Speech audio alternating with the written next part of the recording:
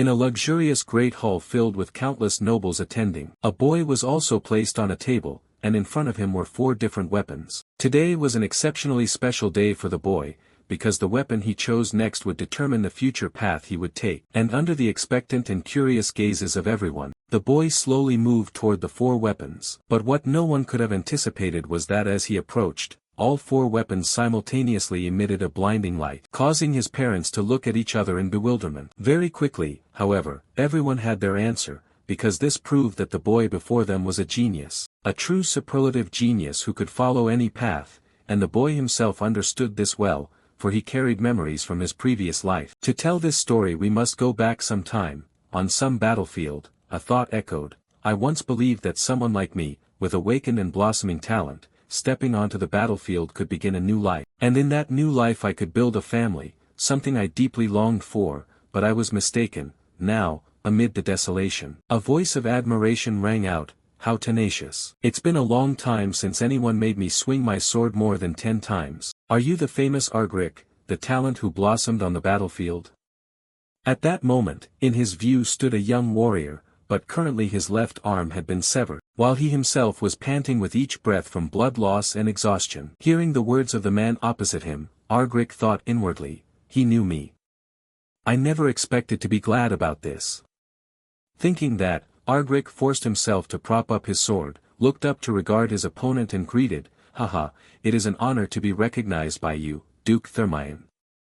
This young warrior belongs to the Draenic Empire. And before him, Duke Thermion, seeing that the young man knew his name, his eyes flickered with some surprise and he asked, ah, you know my name? Yes, who hasn't heard of your reputation? One of the 6 hexagonal knights of the Althean Empire. A single day on this battlefield was enough for me to feel the weight of the black tide. This uncle comes from the Althean Empire, Duke Bout Thermion. Turning back to him, hearing Argrik speak thus, he truly felt some admiration for the young warrior. So even knowing who I am, you still chose to face me, it's a pity to end such a talent prematurely. Tell me, do you wish to surrender? He offered Argrik a chance. But in response to this golden opportunity, Argrik merely glanced aside and shook his head. It's obvious, I was born on the battlefield, so I will die here. Saying that, Argrik lifted the sword stuck in the ground and swung it hard, causing the air to tremble violently. The gust was so strong that it blew all nearby objects away, leaving an empty expanse of ground around them. Turning back to Thermion, looking at Argrik's face now, he said quietly, although you say that, I can still see the regret in your eyes. You would have been a formidable rival had you lived a little longer. However, if this is your wish, then I hope in your next life you will be able to let go of those regrets. As he spoke, he began to cloak his sword in an aura, and charged directly at the young warrior. Thus, after a few sword strokes, the outcome of the battle was decided. My mother was a young widow, a refugee of war. She left me in this chaotic world when I was still small, then drew her last breath. Everyone knows what happens to an orphan child. At that time, Argrik led a wandering life on the battlefield. A lonely existence merely to survive. He would do whatever it took to live. At 14, Argrik was sent to his first battlefield, and there his talent awakened. The mana core in his heart heightened movement and senses to an unprecedented level. At that time, a superior told Argrik, Commander Argrik, I intend to recommend you for the upcoming special knight appointment. With your talent, joining the 5 hexagonal knights of the Empire would no longer be impossible. Hearing his superior say this, Argrik couldn't help but smile. After surpassing 3 mana cores to become a quad core with 4 mana cores, I finally received the long-awaited opportunity. After this war, I could find peace in this weary life. At last, I was about to have everything. Until that man appeared and with a single swing of his sword, Thermion easily shattered Argrik's sword. And then his blade pierced through Argrik's chest. What a pity. I wanted to rise higher, I wanted a family. He thought to himself, before his body was blown backward like a cannonball. And so Argrik's dream was tragically crushed. I thought that was the end. But after his vision went completely black, Argrik suddenly heard a tender voice. Oh, our little Dane is awake, haha, such a good boy, not crying at all. How clear and beautiful these eyes are, this child is truly a gift from God to us. A beautiful woman with blonde hair gently touched the small hand before her and spoke affectionately, while the man beside her wore a similar expression. Haha, the boy truly is a great gift from God. He laughed, and only then did Argrik realize his situation. What? a child?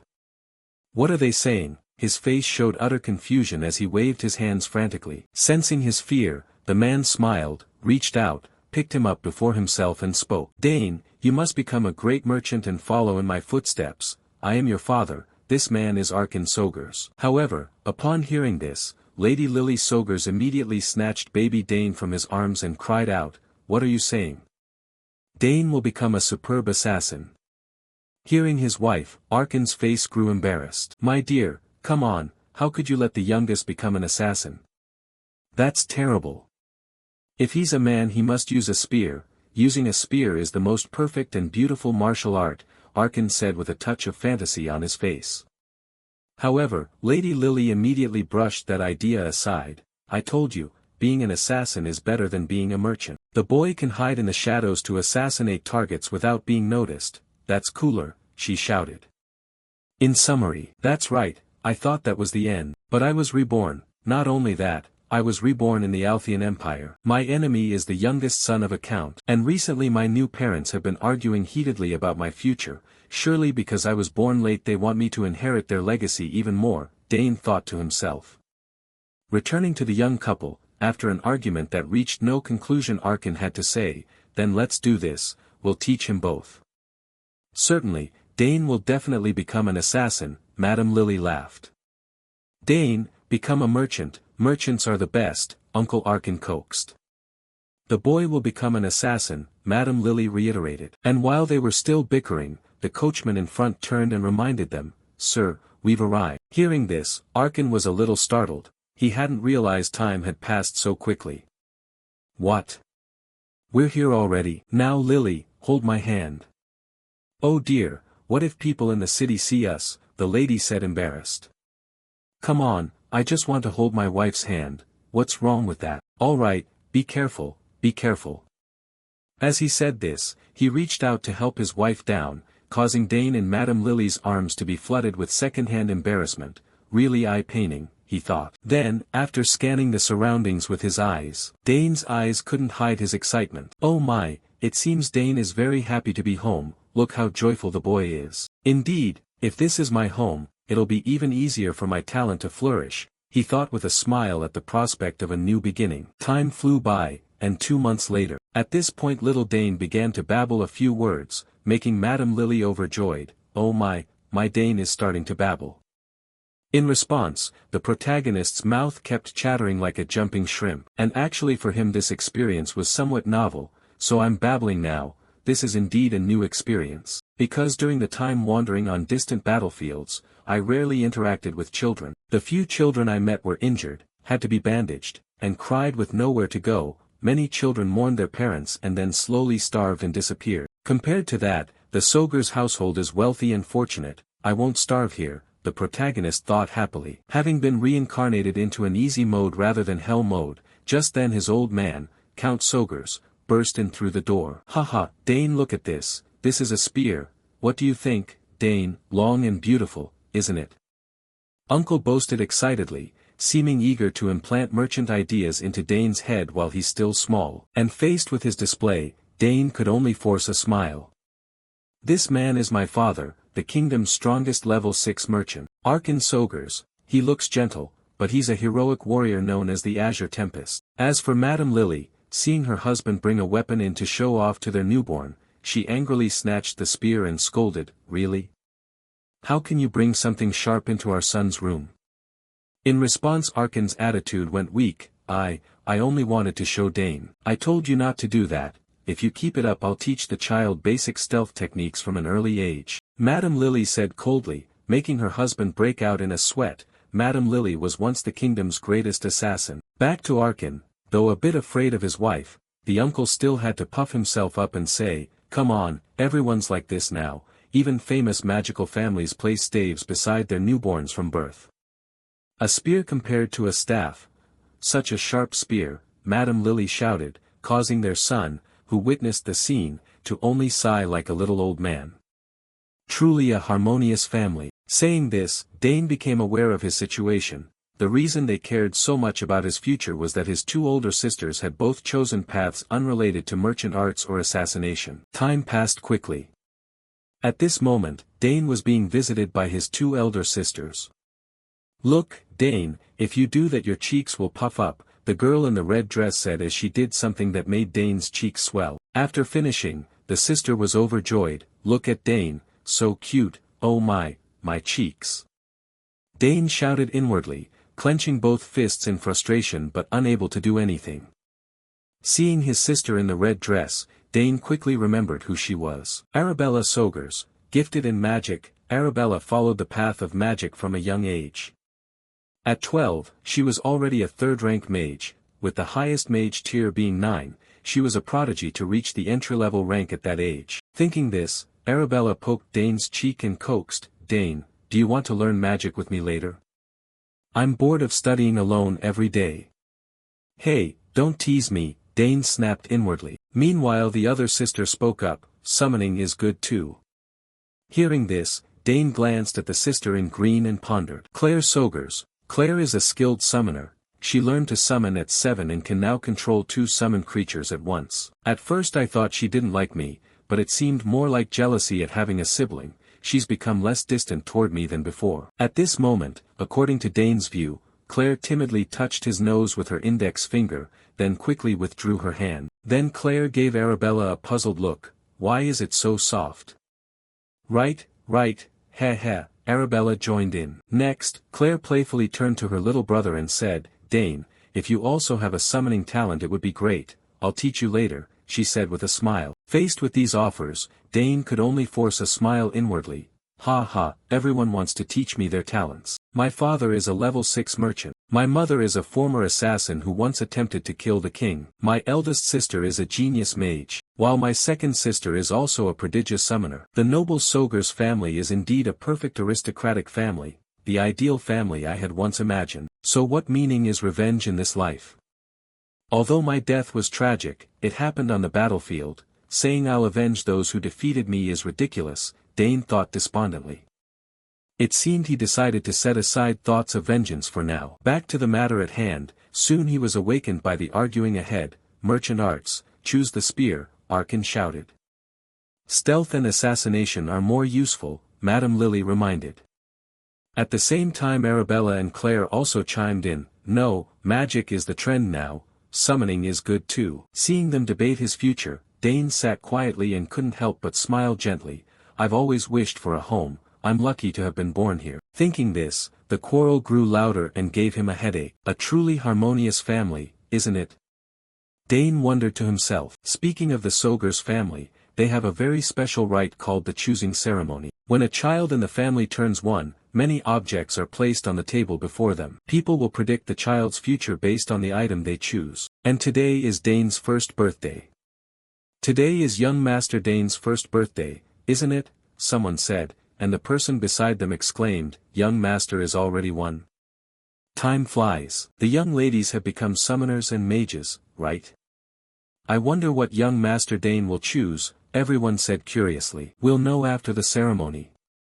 Now hurry inside," an uncle laughed. Next, inside the great hall everyone quickly gathered to wait and see which item Dane would choose. At this moment the little master was placed on the table, and before him were 4 items representing the 4 directions, from left to right: a spear, a golden plate, a small pouch, and a short saber. Seeing these items, the honored guests nearby murmured, "Oh, the young ladies brought their items too, oh my, so cute, when did they get so big?" Turning to Lily, she whispered to Dane, "Dane, just pick whatever you like." Hearing his mother, the hero's gaze grew thoughtful.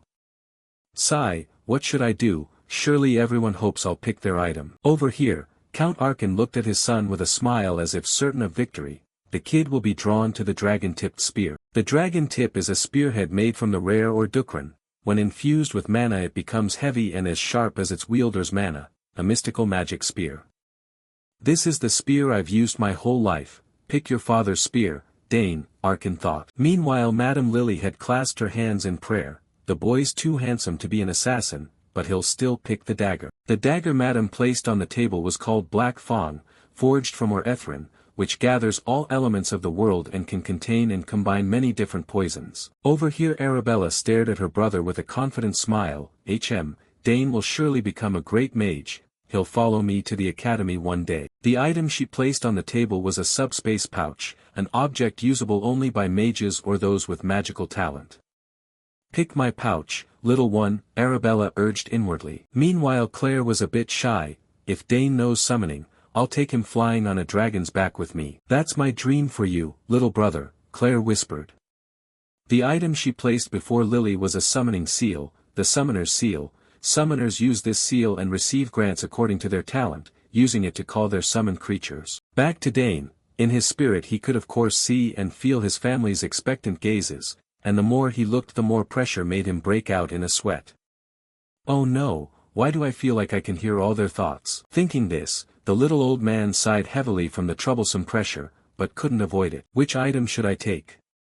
Right, I'll just watch everyone's expressions and choose. As he thought this he crawled forward, deciding to leave his future to other people's reactions. Seeing him start to move, the group grew excited. Oh, the boy is choosing. That's right, Dane, pick what you want, if possible choose something long and sturdy, Arkin shouted, only to be immediately interrupted by Madame Lily. No, the short and sharp one is the beautiful choice, dear. That pouch is my favorite, I remember showing it to you, right?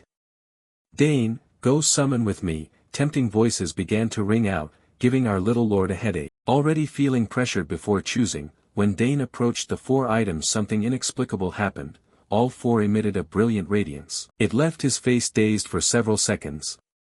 Huh, what's happening? Wait. In the back, the young couple also didn't understand what was happening. What's going on?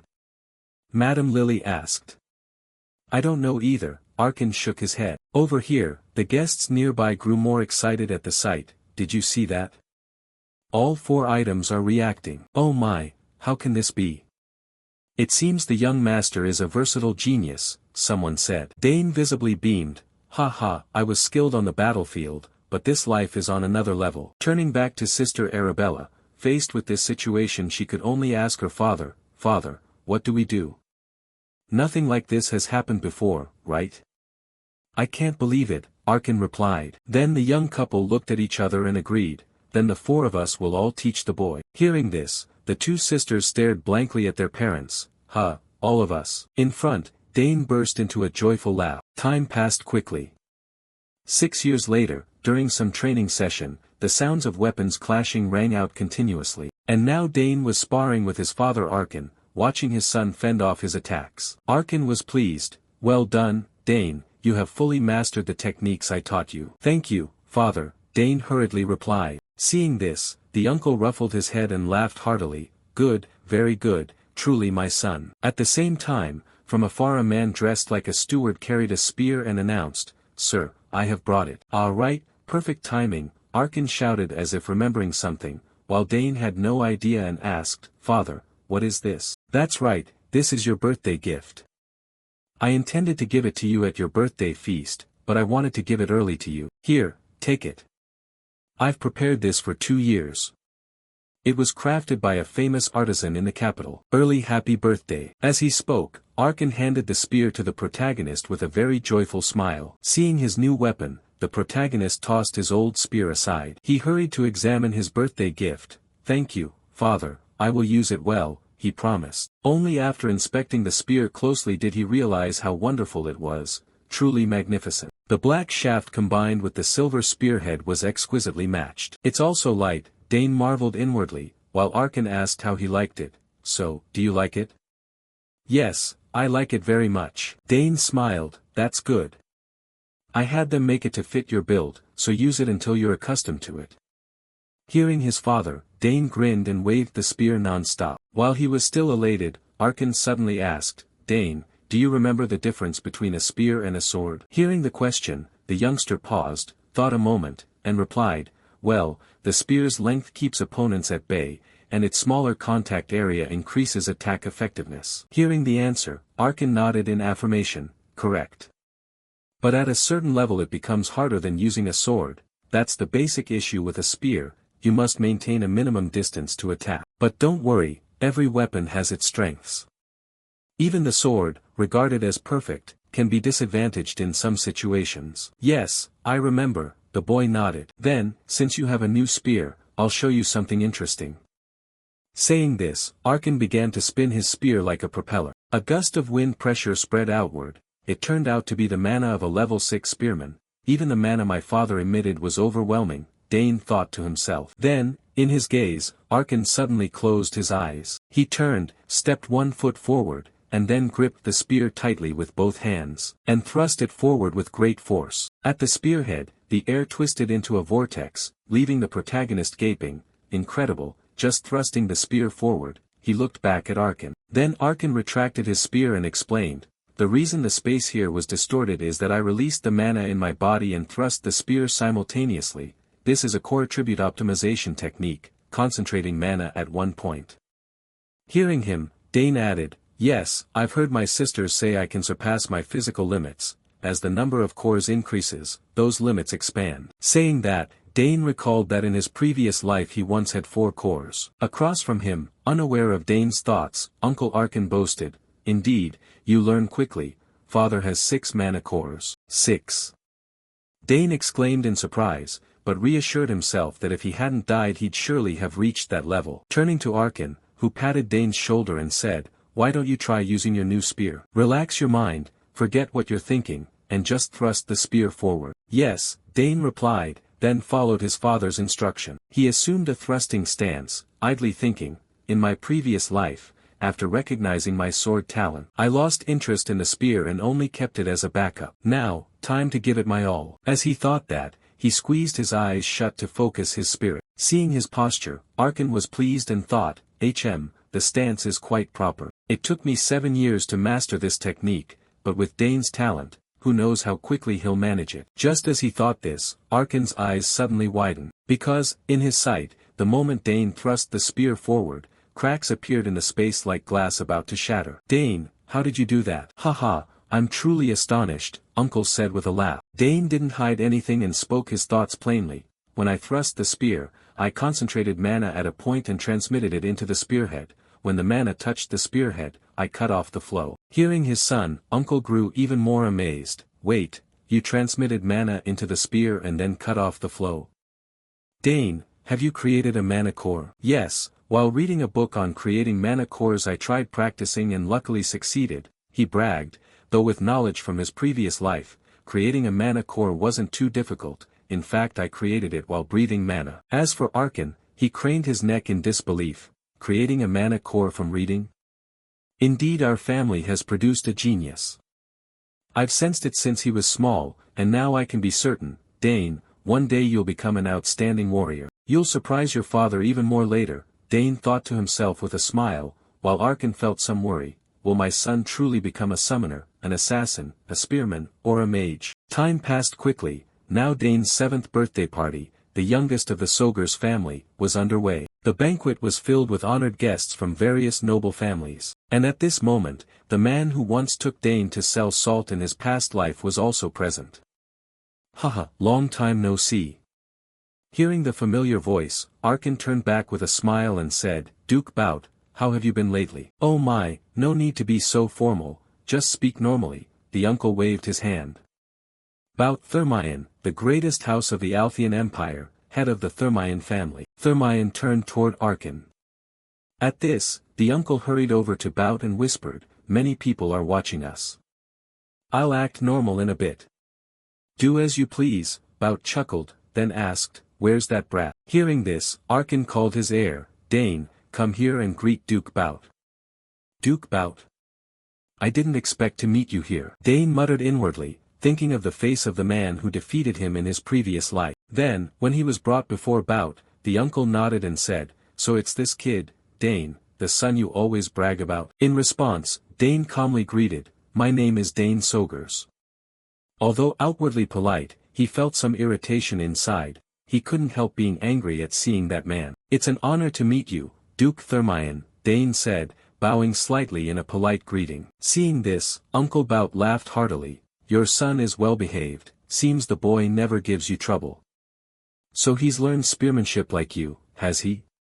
"Indeed," Arkin admitted. At the same time, a little girl stepped forward to the group and greeted politely. "Greetings, Baron Sogurs.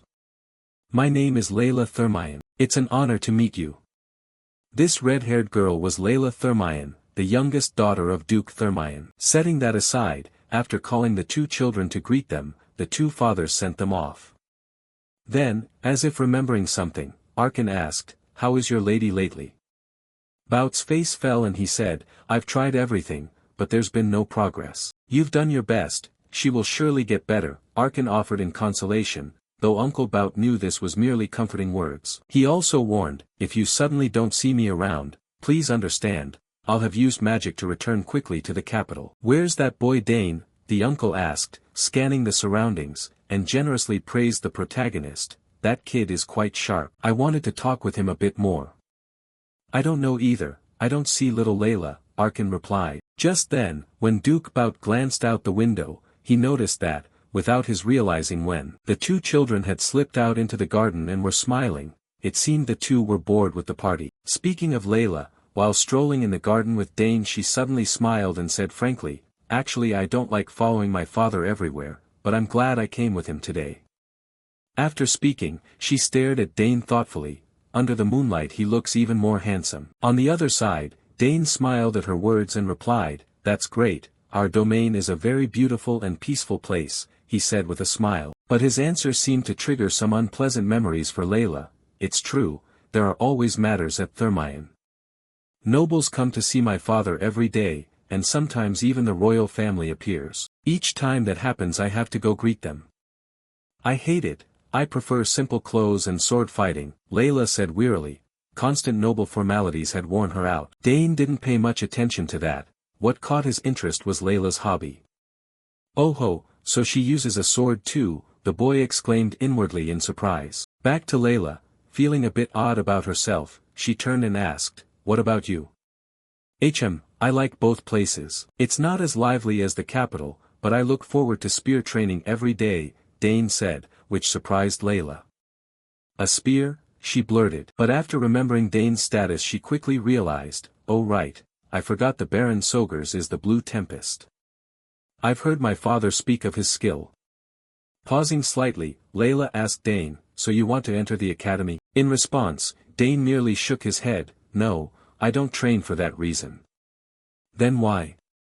Isn't training meant to get into the academy?" "It's hard to be admitted," Layla hurriedly said. At this, Dane scratched his cheek awkwardly and answered, "Well, I train so that when I get there I can do better." Layla was genuinely surprised for a few seconds. But what if you fail?" "Then I'll try again," Dane shrugged. "If I still fail, I'll take it as a sign that path isn't for me." He scratched his head as he replied, and his casual attitude made Layla worry for him. "I don't believe that, aren't you afraid of letting your family down?" "Not really," Dane mumbled. Hearing this, Layla felt a pang of longing and envy. Our family views failure as shameful. "Anyway, forget I said that," she waved her hand. Seeing her lecture like an old man made Dane feel pressured too. Sigh, "I didn't know noble families worried about such things." After thinking it over, Dane sighed and asked, "Why are you like that? You seem so skilled." Hearing this from Dane, Layla's eyes lit with joy and she hurriedly asked, "Really? Could you watch my sword technique?" Your sword technique?" Dane asked in surprise. "Yes," Layla replied with a smile. Seeing her eager expression, though reluctant, Dane agreed, "All right then, but only for a bit." Layla, unable to contain her excitement at his agreement, immediately asked, "Great, where is your training ground? Follow me. It'll be fine for a little while, right?" she wondered to herself. Time passed quickly, and the scene shifted to the training yard where he usually practiced with his father. Now with a sword in her hand, Layla began demonstrating her techniques for Dane, showcasing each strike and forceful maneuver. Even a prodigy like him nodded in recognition after watching. Wow, she transitions between attack and defense fluidly, and her timing is spot on. But after a while the rhythm became somewhat chaotic. Dane stroked his chin, thinking with a slightly puzzled look. Meanwhile, Layla, who hadn't even rested after performing, hurriedly asked Dane, "Well, amazing, it's really a sight to behold." Dane added another compliment, "Truly." Layla beamed and asked, and seeing her expectant face Dane felt a bit awkward and thought to himself, maybe I should tell her. Having decided, Dane offered a critique, "Yes, but starting from the third stance, you seem to be a half step too far. As I recall in the other stances that's the case, you're often half a step ahead of where you were before, so the following strikes are slightly offline. The more Dane spoke, the wider Layla's eyes grew. Ultimately she was frozen solid by Dane's words. Was I too blunt? Dane wondered, then awkwardly said, sorry if I upset you, it's been a long time since I've seen swordsmanship like that. Turning back to Layla, as if Dane's remarks had wounded her pride, she resolved to prove him wrong. Fine, is that so? I haven't shown everything yet, she thought, clenching herself and resuming her swordplay, until her foot caught and she stumbled. Losing momentum she crashed into Dane in a tight hug. Thank you so much, Dane, you really have a keen eye. You spotted my mistake all this time, thank you, I'll remember that, she said, rubbing her cheek against Dane's. This left the young man extremely flustered. You're smothering me, also, could you put that sword away? Dane hurriedly pushed her back. Oh dear, sorry, Layla cried out, then looked at Dane with delight and spontaneously hugged him again. Dane straightened his clothes as he spoke. At the same time, as if their disappearance had worried the servants, calls of search rang out, young Master Dane, where are you? Miss Layla. Hearing this, Layla snapped back to attention and turned around. It seems they're looking for us, shall we go back? Dane replied, and when the servants emerged and saw them, they breathed a sigh of relief. Oh, you too. Where did you go? We were looking for you. Cut to the main banquet hall. The most important part of the celebration was about to begin as Lady Lily handed him a small wooden box and said, Happy 7th birthday, and congratulations on obtaining your first mana core. Thank you, parents, Dane replied softly, and when he opened the gift Lady Lily had given, he was slightly surprised. It's an insignia pin, the kind the sisters always show off, and beside him Lady Lily smiled and said, Keep it safe, Dane. This pin will be a testament to your honor and status. No sooner had she finished than the guests around them nodded in agreement. Congratulations, happy birthday, young Master Dane. The youngest has finally been recognized as one of the Sogers. You will grow into someone as talented as the Baron. Hearing these words, Dane unconsciously smiled. It was the first time so many people had praised him like this, he thought happily. However, at that moment, the entire hall suddenly shook violently, as if an earthquake were occurring. What's that sound? Damn, an intruder, people murmured in panic. Meanwhile, seeing the disturbance, Dane quickly looked toward his father, who, as if expecting this, helplessly said, Stay calm, no need to panic. Not again, we thought we'd have peace today. Can you guess who it is, Dane? Lady Lily said with amusement. As if remembering something, Dane's eyes widened. Impossible, he thought. Very quickly, a blinding beam of light appeared on the banquet hall ceiling, causing the nobles below to recoil in alarm. What is that? Someone shouted. And within that light, a red figure leapt out. Check the time. My sister isn't late, is she? Arabella said with a smile. Seeing her appearance, the surrounding guests widened their eyes. That's Miss Arabella. Is that so? Did the miss just use teleportation? Wow, I heard you need at least level 5 to open a small teleport gate. Our miss is truly a prodigy. Voices of admiration rose. Poor Dane, he disliked such commotion. She's as showy as ever, Dane thought with a headache.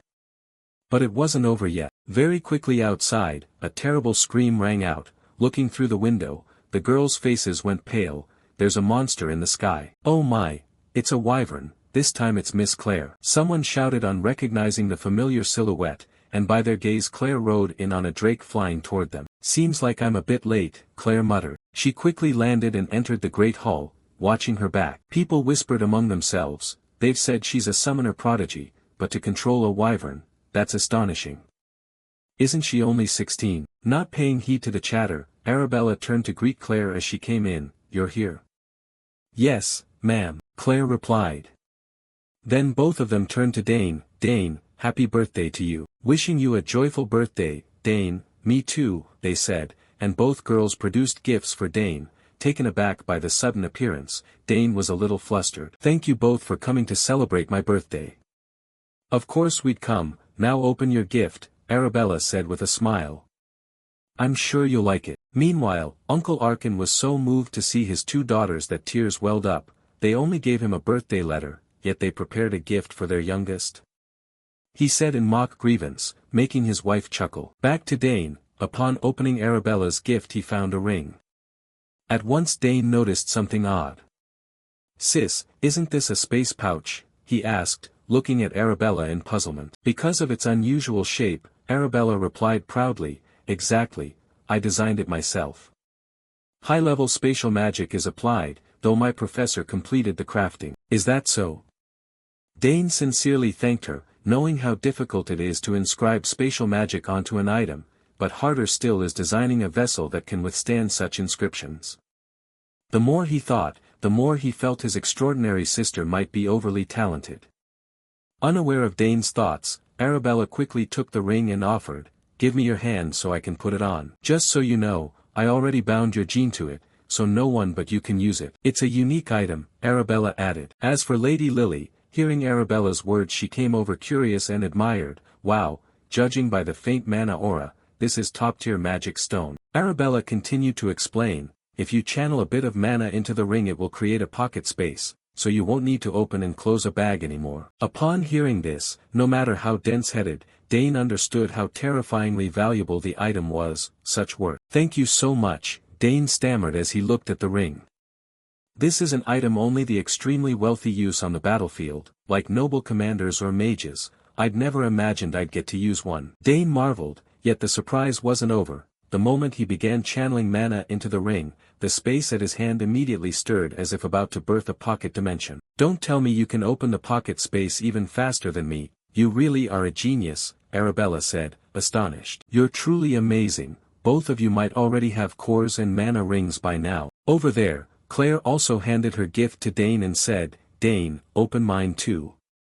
"Ah yes, thank you," he replied. Dane hastily said thanks, then reached to open Claire's present to see what it was that made his sister rush over. It turned out to contain a monster egg of some kind. "Ha, why is this egg?" Dane said as he lifted the egg to examine it, but at that motion Claire panicked and warned, "It's not just an egg, so be careful." Hearing that, Dane frowned and asked, "Huh, then what is it?" Around them, the others also turned to look at the egg in curiosity. At that point Claire leaned in and whispered to Dane, "It's a relic beast, I've tried summoning Decaron before. And once this appeared. I don't know which creature would be born from a summons, but everyone in the world knows how valuable it is." Hearing that, Dane's eyes showed some fear as he looked at the egg. "Right, I've heard of it before. A relic beast differs from a summon familiar, it's a different kind of entity. Though they share similarities, once a relic beast is summoned it can exist permanently in the world, unlike a summoned familiar." Back to Claire, seeing that her brother understood the gift's value, she patted Dane's shoulder and whispered, "Nobody knows about this, Dane, it's only for you. So keep it secret until it hatches." "Yes, certainly," Dane said with a bright smile. Meanwhile Arabella, annoyed at their whispering, called out, "Hey, why are you two whispering so long?"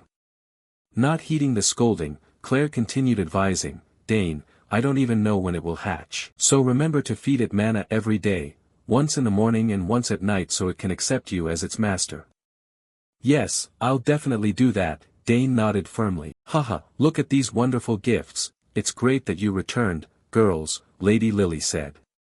"Yes, mother, it's truly wonderful," Dane replied. At that moment, the superfluous Archon cleared his throat to remind them, "All right, princesses, while I'm glad you returned despite saying you couldn't, shouldn't you at least greet your parents?" Hearing the reminder, Arabella suddenly realized they were present. "Oh no, father, are you well lately? I was so focused on giving Dane his gift, I'm sorry." "Haha, it's fine," their uncle said with a smile. After looking over both his daughters, he nodded. "You seem healthy after such a long journey. Just to see your youngest, rest well." "Yes, father," they answered in unison. Meanwhile, little Layla at the back watched the family reunion scene. Her gaze showed a trace of jealousy. The protagonist quickly noticed that look and pondered. Layla, did she leave now? Why does she look so lonely? Dane wondered to himself. Time passed quickly. The next morning while strolling, Count Bout was also musing over personal matters. She's even better than I expected." As expected, coming from the Academy's best mage, she's a valuable talent and suits my son well, the Academy's top swordsman. If the two families could unite, they'd form a force even the royal family would hesitate to touch. That way no one could scheme against my house or descendants. Alright, I should bring up an engagement between the eldest children of both families in today's conversation. Thinking that, Bao's steps suddenly faltered when he heard some noisy sounds coming from afar. Those sounds, are they training? Who would be practicing so early in the morning, Bao wondered. And the one training was none other than our protagonist, Dane, who was already at the training yard as soon as he opened his eyes. Getting used to his new weapon, each swing of his spear cut the air with a whistling sound throughout the room. And following that sound, Uncle Bao also came over and was a bit surprised by the scene before him. Oh, it's the youngest of the Sogers. What? Haha, how unexpected. His movements and concentration were not at all like a 7-year-old's. Even his simple thrusts were so skilled that soldiers seasoned by countless battles could learn from them. It's unbelievable. I'd heard rumors that he showed astonishing talent at only 1 year old. I thought it was just gossip, but it turns out to be true. Bao thought in amazement, but his astonishment grew when the Duke observed Dane's form. Wait, those stances and footwork are also very swordsmanlike. Could he have learned swordsmanship so young? The uncle wondered in surprise. Back to Dane, after a bout of practice, he sheathed his spear and said coldly, I don't know who you are, but you'd better come out instead of hiding in there. Hearing that, the uncle who had been hiding on the side was startled. Damn, I've been discovered, but more importantly, that movement was extremely familiar, I'm sure I've seen it somewhere before. The uncle frowned and pondered a moment, but quickly brushed it off and entered the training room. Sorry about that, Dane, I didn't mean to spy on you. Seeing the familiar face, Dane hurried over to greet him. Oh, it's you, Your Grace. I'm Dane, the youngest son of House Sogers. Greetings, Your Grace. Bao Thermion, reading his eyes, knew he was no ordinary child. Bao thought to himself. Having thought that, Uncle Bao quickly continued, I was so absorbed watching the fine training of the Sogers rising stars this morning that I forgot about you, pardon me. You are pardoned, Dane shrugged as if it were natural. To be honest, Bao only said that out of politeness. Who would have guessed Dane would reply like that? Haha, this kid's bold. He chuckled, and now had time to study Dane more closely. Looking at him, he noticed, how could this kid not tremble at all despite practicing so long? At his age I didn't even have a mana core, Bao wondered inwardly. Then Bao pointed at Dane's spear tip and said, your thrusts are excellent, surely you've inherited Arkan's talent. And that spear you're using, yes, someone told me your father painstakingly prepared that spear for you. I appreciate you noticing, Dane smiled back as if boasting. This behavior made Duke Bao raise his estimation of him another notch. It's the best possible answer. My son also had excellent skills and manners in life, but not to this extent. Perhaps I should consider a marriage alliance with them. With that thought, the uncle began wanting to match his daughter with Dane. To pursue his plan he steered the conversation, actually my Layla is also practicing swordsmanship. You're the same age, so you might become good friends at the academy. Yes, Your Grace, I'm sure we'll get along, Dane replied with a smile. Ha ha ha, I like your frankness, young man. Anyway, I may have disturbed your training enough, so I'll. Bao said as he turned, seeming about to leave, but at that moment, he suddenly remembered something and turned back to ask, oh, Dane, I'm curious, have you ever practiced swordsmanship before? Turning to Dane, hearing the Duke's question he inwardly startled, oh no, my habit has been exposed without me noticing. Surprisingly, he could recognize it at a glance. Dane muttered inwardly, then quickly changed his expression and answered, no, sir. I've only read a few basic swordsmanship textbooks, but I've never actually practiced swordsmanship, he said to cover it up. But from what he had seen earlier, Bao still felt something was off. Strange, I'm sure I sensed something before. Like a pure battle spirit in him, he said, studying Dane's seemingly dull face then shaking his head. Haha, what am I thinking? No way, he's just a kid. With that thought, the Duke decided to set his doubts aside and adjusted his clothes. Oh dear, I only meant a short stroll but it's taken too long, well then, time to say goodbye. See you later. Yes, Your Grace. Safe travels, Dane bowed and bid him farewell. Returning to Bao, before leaving the uncle didn't forget to extend an invitation to the protagonist. If you ever visit the capital, drop by my place, I must repay the hospitality I've received here, at this Count's castle, because I particularly like you. Certainly, sir, the young lord affirmed. Watching the broad-shouldered uncle's back as he departed, Dane smiled inwardly. Interesting.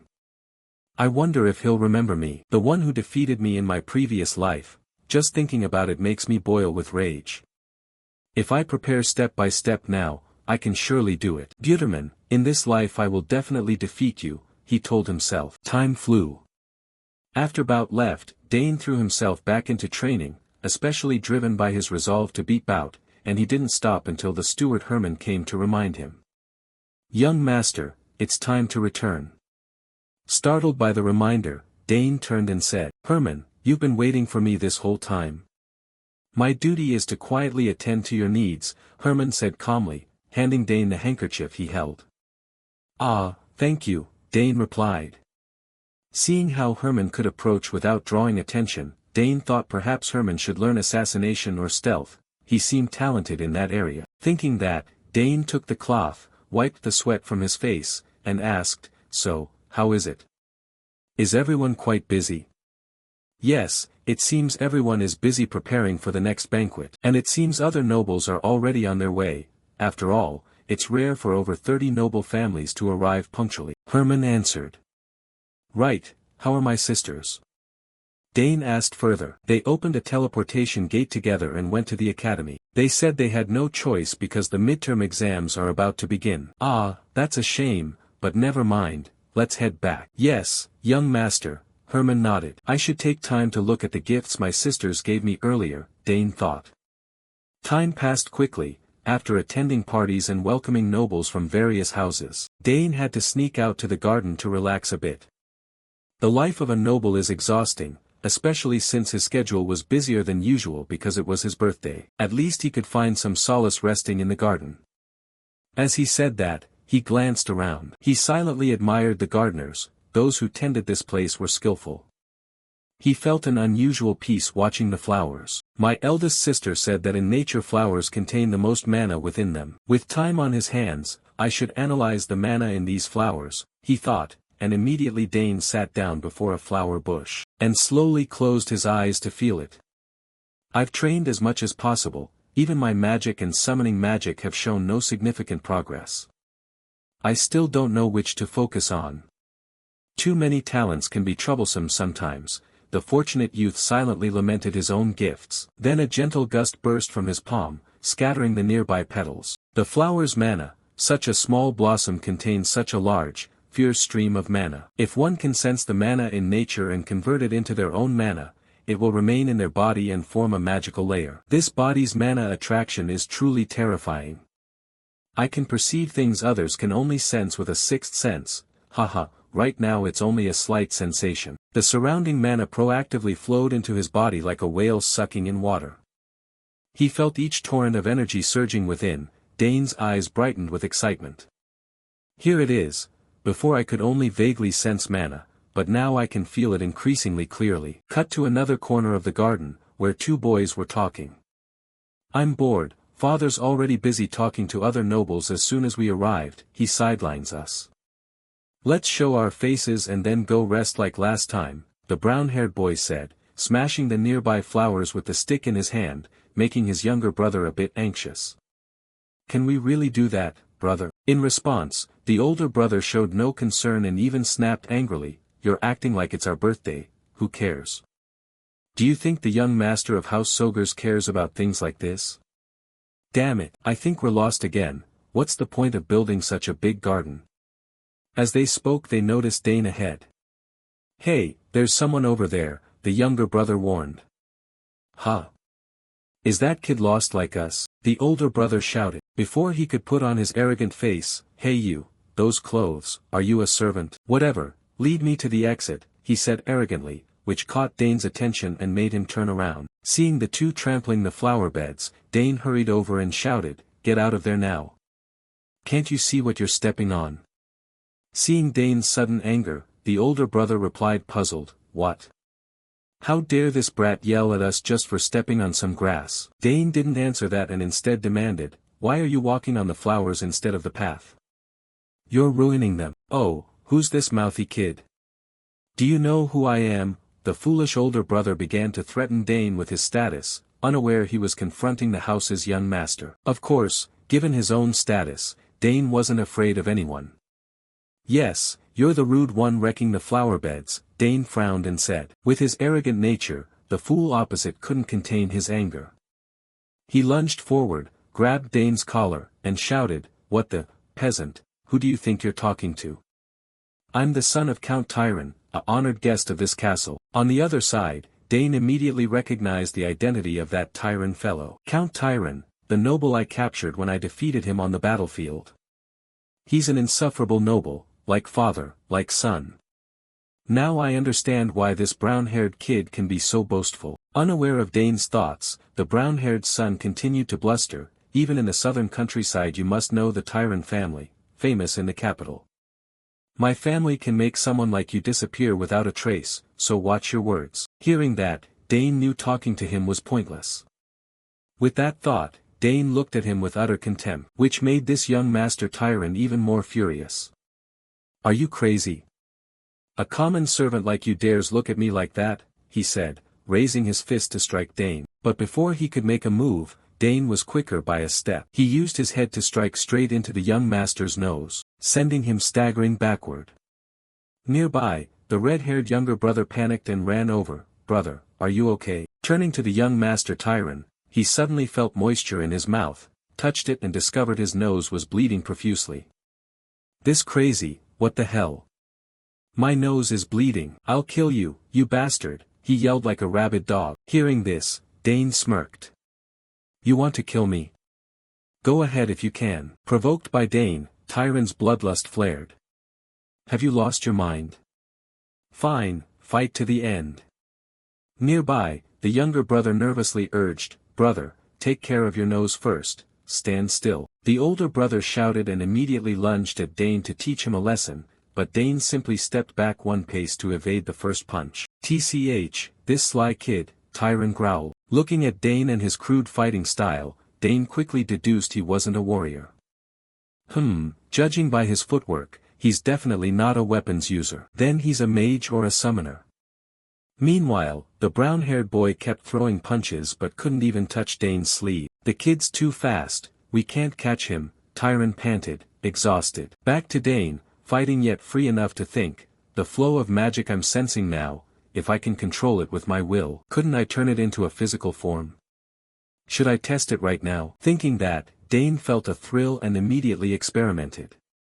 Streams of mana began converging in his palm at a tremendous speed. Then a loud explosion rang out as our protagonist released the energy forward. It blasted the young master Tyron's body away like a torn sack, making him cough in pain. The strike was so powerful it gouged a deep trench in the ground. Seeing this, Dane felt a little worried. Oh no, the flower garden's ruin. Turning to Tyron, after taking Dane's heavy blow he still managed to stand and realized Dane was no ordinary boy. Damn, you can use magic. Who the hell are you? He shouted. The younger brother, calmer, urged, Stop, this will lead to trouble. The older brother ignored him, blood boiling to the point of almost losing his mind. Get out of the way, I'll deal with that bastard. At that, his reason clouded by anger, he muttered a chant, Hear my call. At the sound, dark mana erupted around Tyron. From that phrase, Dane immediately realized he was a summoner. And as Dane suspected, a vortex of energy suddenly appeared behind Tyron. From inside that spiral, a wolf's head thrust out and leaped straight forward. Seeing his summoned beast appear, Tyron grinned arrogantly. Haha, behold Genpu, whom I summoned. I'll show you the consequences of messing with Digron Tyron. Genpu, tear that one to pieces. Back to Dane, seeing that V had only summoned a common wolf, he lost interest. A common wolf couldn't compare to Sister Arabella, she could even summon dragons. Back to Digron, he ordered his summoned beast, yes, tear that one's throat apart. Upon hearing the command, the wolf immediately lunged straight at Dane, but for some reason, when it looked at his face, it seemed the protagonist's aura activated. Suddenly the wolf slammed all four paws down to break itself. Then its color shifted from red to blue, to the bewildered looks of the two brothers. Even more, the wolf bowed before Dane, and Digron could hardly believe his eyes. What's happening? How, Genpu, what are you doing? Tear that bastard's throat out. Brother, it's wagging its tail, the younger brother asked. Hey, what are you doing, Genpu? Digron shouted, but to no effect, then turned to Dane. At that moment Dane reached out to pet the wolf, which made it very happy. Good boy, he murmured. He himself couldn't understand how the wolf's attitude had changed so quickly. How did this happen? Right, now even Sister Arabella's summoned beasts were friendly, but back then I only thought it was because we shared blood. Moreover, in a situation like this, that's irrelevant. Maybe I have a high affinity, but it also means that that bastard's affinity hit rock bottom. As for Digron, he still refused to accept that his summon had been tamed by Dane. Ridiculous, how could a summoned beast betray its master? Hearing him, Dane glanced and asked, so you want to continue, kid? Digron snapped irritably, which made his younger brother nearly cry, brother, let's go, we lost. Shut up, I'll cancel the summoning. Digron shouted, not realizing what a summoner could do without a familiar.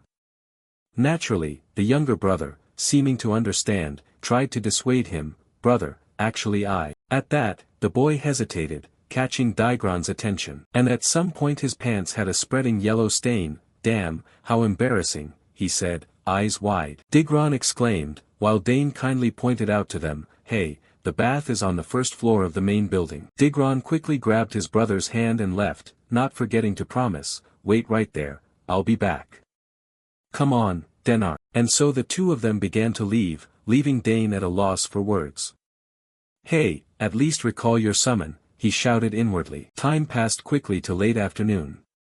By then Dane had finished testing summoning magic. It was actually quite simple. Just as Sister Claire taught me, the faint connections between that bastard and Genpu, carefully overlaid with my magic. Genpu connected to me, thinking that I had no link to the summoning art, and yet because of a high affinity I could summon it at the same time. A mature man's voice suddenly rang behind Dane, is that the brat who bullied your child? Yes, it's that bastard, Digron said, pointing at Dane. Dane saw him run to call his father and shook his head, stupid guy making a fuss again.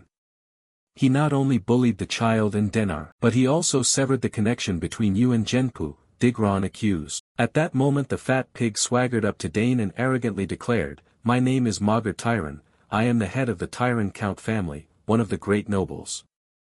You're the brat who made my son's face look like this and stole his summoned beast, are you? He asked, and Dane simply admitted it, yes, that's right. As he spoke he glanced at the fat man and thought, he looks fatter than when I captured him. Peace is nice, huh?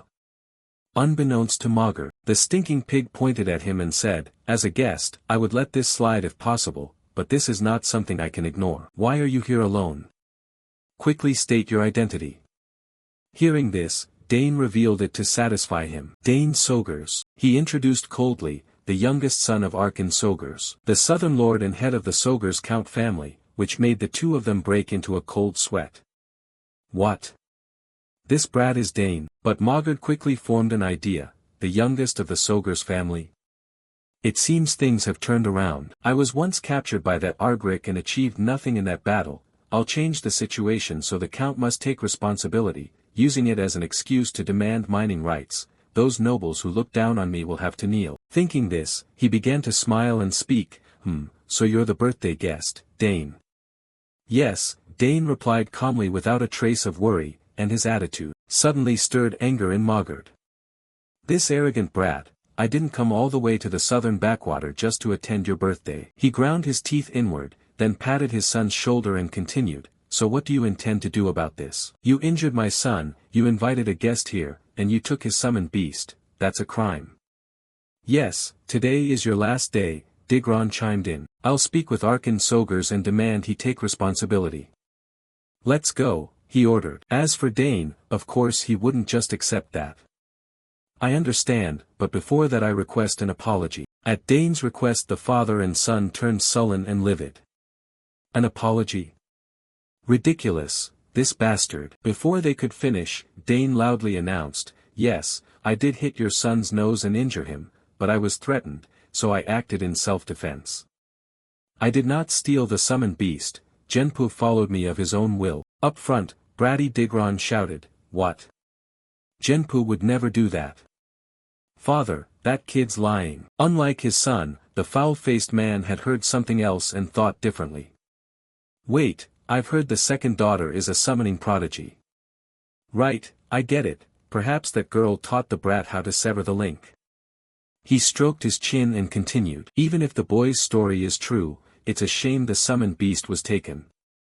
But you demand an apology? Yes, that's correct, Dane replied calmly. Bratty Digron continued to yap, humph, who does this kid think he is to act like that? So arrogant, barging in while the adults are talking. Dealing with this brat is a headache, Mogart thought inwardly, lowering his voice slightly. Fine, I won't berate you further. Let's see what Arkan Sogers says about this. Turning to Dane and looking at his face, a thought suddenly occurred to him. It seems this man has been expecting this, perhaps. Just as the story reached this point, as if drawn by the commotion, Arkan and Bout arrived. Were you looking for me? Arkan spoke, startling the crowd. The Count Sogers, even Duke Thermion has come. Time quickly passed until the sun had fully set. At this point Digron was presenting the story as he saw it. My brother and I got lost in the garden, so I asked your son to lead us, blah blah. On the other side, Dane admired inwardly to see his father calmly listening, truly like a father. He cares deeply for his family, but he's not the type to show favoritism. Even in disputes with outsiders, he can judge right from wrong. Turning to Digron, he reached the climax. He suddenly hit my nose and kept mocking me with that strange technique. So I only summoned my familiar to scare him, and he stole my summon. He even tried to attack me. The brat spoke, putting on a pitiful face as if he were the one wronged, while his father, the stinking fat Mogart, sneered at his son's tall tale. Only Dane saw through their faces and sighed inwardly. He could lie with such a straight face. I really look forward to his future. Turning to Mogart, after his son finished speaking, the old man also spoke up. Count Arkan, I only intended to warn the brat, but stealing someone else's summon is wrong. I cannot simply let this pass. In response, Arkan calmly said, we can't listen to one side only. I want to hear Dane's account, then assess the whole situation and draw a conclusion. If you worry about my decision, I'll ask Duke Thermion for his view, Arkan said, pointing to Thermion at his side. Thermion nodded in agreement. If you need me, handle it that way. Seeing Thermion intervene, the faces of Mogart and his son paled slightly. Damn, Thermion's involvement only complicates things. I have a bad feeling about this, he worried. Meanwhile Arkan turned to Dane and asked, Dane, explain. Hearing this, Dane thought for a moment. Well, just explaining how everything happened should be enough. With that in mind he honestly recounted everything, though slightly different from how things truly occurred. Some of what Mogart's son said was true. However, he said the flower garden we painstakingly tended was trampled by him. The one who got angry and grabbed someone's collar was him. Lies. When did that happen? Brat Digron shouted upon hearing Dane's words. Arkan's face bulged with veins, but he forced himself to remain calm and said, continue, Dane. Hearing his father, Dane continued, also, I clearly heard when he summoned Genpu, he ordered it to kill me. And I did not steal his summon. The beast ran to me and saw my kindness. I never stole his summon, Dane said plainly. At this point Mogart, seeing the story was completely different, couldn't hold back and intervened. Nonsense. How could a non-summoner take in a summon? That brat must have used some secret skill. In response to his claim, Dane explained, no, I have an innate empathy with summoned beasts. A summon not bonded to its master will accept someone like me as its owner. How amusing, Mogart teased, while Arkan, not well versed in summoning, couldn't verify the claim's truth. Is that really possible? He asked, and Dane affirmed once more, yes, that's right. Back to Mogart, for his own sake, though worried he still argued, he doesn't want us to believe that, right? The two stories are completely different. Thermion, acting as arbitrator, after some thought proposed a solution. We should verify this with the summoned beast. The faces of Mogart and his son hardened. The Duke was intervening. Turning to Arkan and hearing the proposal, he patted his son's shoulder and asked, Dane, can you prove it? Yes, father, he answered confidently. At the same time, Fat Mogart looked to his son as if assessing the situation, but Digron's face crumpled like an ape's. But, oh no, what now? I can't summon Genpu anymore, the brat worried, sweating. Unaware of this, Mogart saw his son refuse to act and urged, Digron, what's wrong? Summon him quickly. Father, I can't, the boy stammered. Why suddenly can't you summon? It's what you summon several times a day. Mogard shouted. Seeing the flustered pair, Dane smirked. Of course he can't summon, I severed the link. With that thought, he turned to Arkin. Father, I'll summon it. To do that, I seem to need the sigil that he possesses. Up front, Digron snapped. What did you say? My sigil? I can't believe you want my sigil, what nonsense. Even using another summoner's unique sigil wouldn't work. In response, Uncle Soger said sternly, based on what your son said, even if the boy used your sigil it wouldn't work, so what's wrong with trying? Wouldn't it prove your claim? Damn, since he was right I couldn't refute him, Digron thought in panic, while Mogard, out of options, had to turn to his son and say, show them your summoning sigil for a moment, Digron. But father, the boy who had just spoken already began to get teary-eyed. Hurry. Mogard barked out. Having no choice, Digron reluctantly brought out his personal sigil, because a summoning sigil is uniquely coded to its summoner, no one else can use it. But Genpu, whom Digron summoned, was already shrouded by Dane's mana. The sigil was only a medium, and because Genpu had linked with him it would answer his call, Dane thought to himself. Then, in everyone's gaze, when Dane infused mana into Digron's summoning card a whirl of energy appeared, and from within it, a wolf appeared before Dane. It stuck out its tongue and licked his face happily, even though it had already heard Dane speak earlier. But seeing it with their own eyes everyone still couldn't hide their astonishment. Father, how, my Genpu, impossible, the tyrant father and son stammered. Amazing. You say the boy never learned summoning? Thermion said in bewilderment. Right, I don't know what led to this, Arkin replied, bewildered. Meanwhile, Dane stroked Genpu and whispered, sorry for summoning you just for this, but thank you for appearing. Damn, this has become a disaster, the fat Mogard shouted inwardly. Back to the matter at hand, after Dane recalled the summoned beast, Arkin spoke up, what should we do now? We've confirmed the boy's summoned beast. Do you acknowledge this? It seems Dane said, right? Hearing this, Mogard could only force a smile. It seems we misunderstood the theft of the summoned beast. My son never intended to kill Dane, did he, Digron? Yes, I only wanted to scare him a little, I never intended to kill him, the kid hurriedly explained. Look, the boy had no such intention, Mogard said with a smile as if to end the matter there. Faced with these words, Dane clenched his fists in anger. Haha, this bastard just makes things up as he goes. Thinking this, as Dane didn't know what to do next, someone's voice rang out and drew everyone's attention. That's not how it is. Upon hearing this everyone turned around at once, and discovered the newcomer was the girl Layla. Speaking of Uncle Bout, seeing his youngest daughter suddenly appear here made his face a bit flustered. Layla, what are you doing here?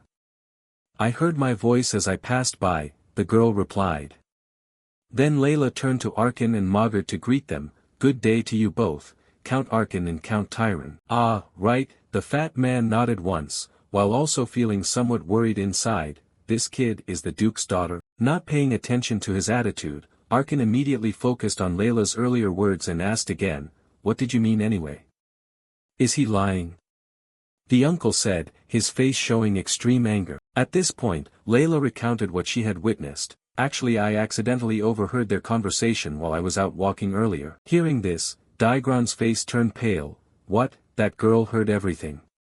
He exclaimed inwardly. Is that true, Layla? Would you mind telling us everything you heard? Arkin asked hastily. Yes, the events were like blah blah, and so on. The girl began to recount what she had seen, which spared Dane the trouble of thinking it through and explaining. I didn't expect this either, but if he had been there, everything would have turned out fine. Time passed quickly. After Layla stepped forward to testify, the father and son had no way left to deny it.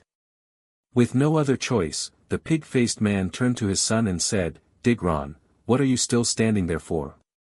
Apologize, hurry. Only at this point did the brat Digron accept reality and stammer, I am sorry, I was wrong. I want you to reserve that apology for my son, not for me, Arkin said coldly. Seeing that, Mogard immediately patted his son's shoulder and said, I understand, I was going to make him do the same. Digron, come on. Judging by his demeanor, it really seemed he hadn't planned to do it about 3 seconds earlier. Turning toward Digron, he ground his teeth and marched up to Dane. Sorry, Dane. Judging by his sullen face, he didn't seem genuinely remorseful at all, and of course, Dane could tell this too. He only bowed to accept guilt because he had no choice. With a third-party witness, was it really a sincere apology? I really don't want to accept this, but based on my experience, it's more advantageous to be magnanimous here than stubborn. Thinking of the costs and benefits, Dane accepted. All right, I accept your apology. Thank you, Digron said happily. Meanwhile, the fat, foul Mogard breathed a sigh of relief inwardly. Phew, that was a close call. On the side, Duke Bout smiled, thinking that he knew Dane was special. He could stubbornly refuse an apology even when the fault was clearly on the other side. Putting that aside and returning to Arkin, although his son had accepted the apology, the uncle did not intend to let the matter go easily. You two can end your dispute here. After all, Dane has accepted the apology, but personally I do not intend to overlook this incident. Your son tried to kill my son with a summoned beast, Count Arkin said. That's not, the fat man hurriedly explained, but before he could finish the uncle cut him off. I don't want to hear any excuses from you, Count Tyron. Take your family and leave this castle, Arkin said coldly, causing the fat man's face to change. What? You mean, I've come all this way without complaint, and if we're driven out now everything will be for nothing. I must stay in this castle at all costs, he screamed inwardly, and rushed to grab Arkin. Count, please forgive us, I will do anything you ask, just this once. In response to this, Arkin waved his hand again and said, I want nothing from you. We will send soldiers to your chambers shortly. Let's go, Your Grace. Hearing this, Bout only shook his head slightly and said, Let's go, Layla. Turning to Dane, he watched Mogard, disciplining Digron in the rear and thought to himself, serves them right, they caused this first, so they're just reaping the whirlwind. I didn't expect my father could be so terrifying when he's angry. Putting that aside, as they walked, Uncle Bout suddenly asked, Is it true, you took him down with a mana bullet? He said, turning to look at Dane with curiosity. Yes, that's correct, Dane nodded in reply, and although he had witnessed Dane's talent, the uncle couldn't help but be amazed at his display, spear skill, summoning, and now magic, truly astonishing. Has history ever seen such talent? Bout said, looking at Arkin with envy, which made Arkin feel proud internally. Indeed, I'm extremely proud to have such an outstanding child. Talent is one thing, but the boy is remarkably calm. Usually when children fight, they're irritable and insist on getting the upper hand, but Dane was different.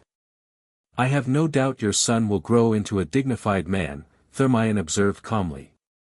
Though inwardly ecstatic, Arkin had to modestly reply that it was too early to tell, we must wait until the boy matures to know. Saying this, the uncle turned to Layla with gratitude, today's matter was resolved thanks to you, Layla, without you as a witness things could have gone in a different direction. Turning back to Bout, the uncle began to pick up the cue, aha, he's seeing Layla's good side.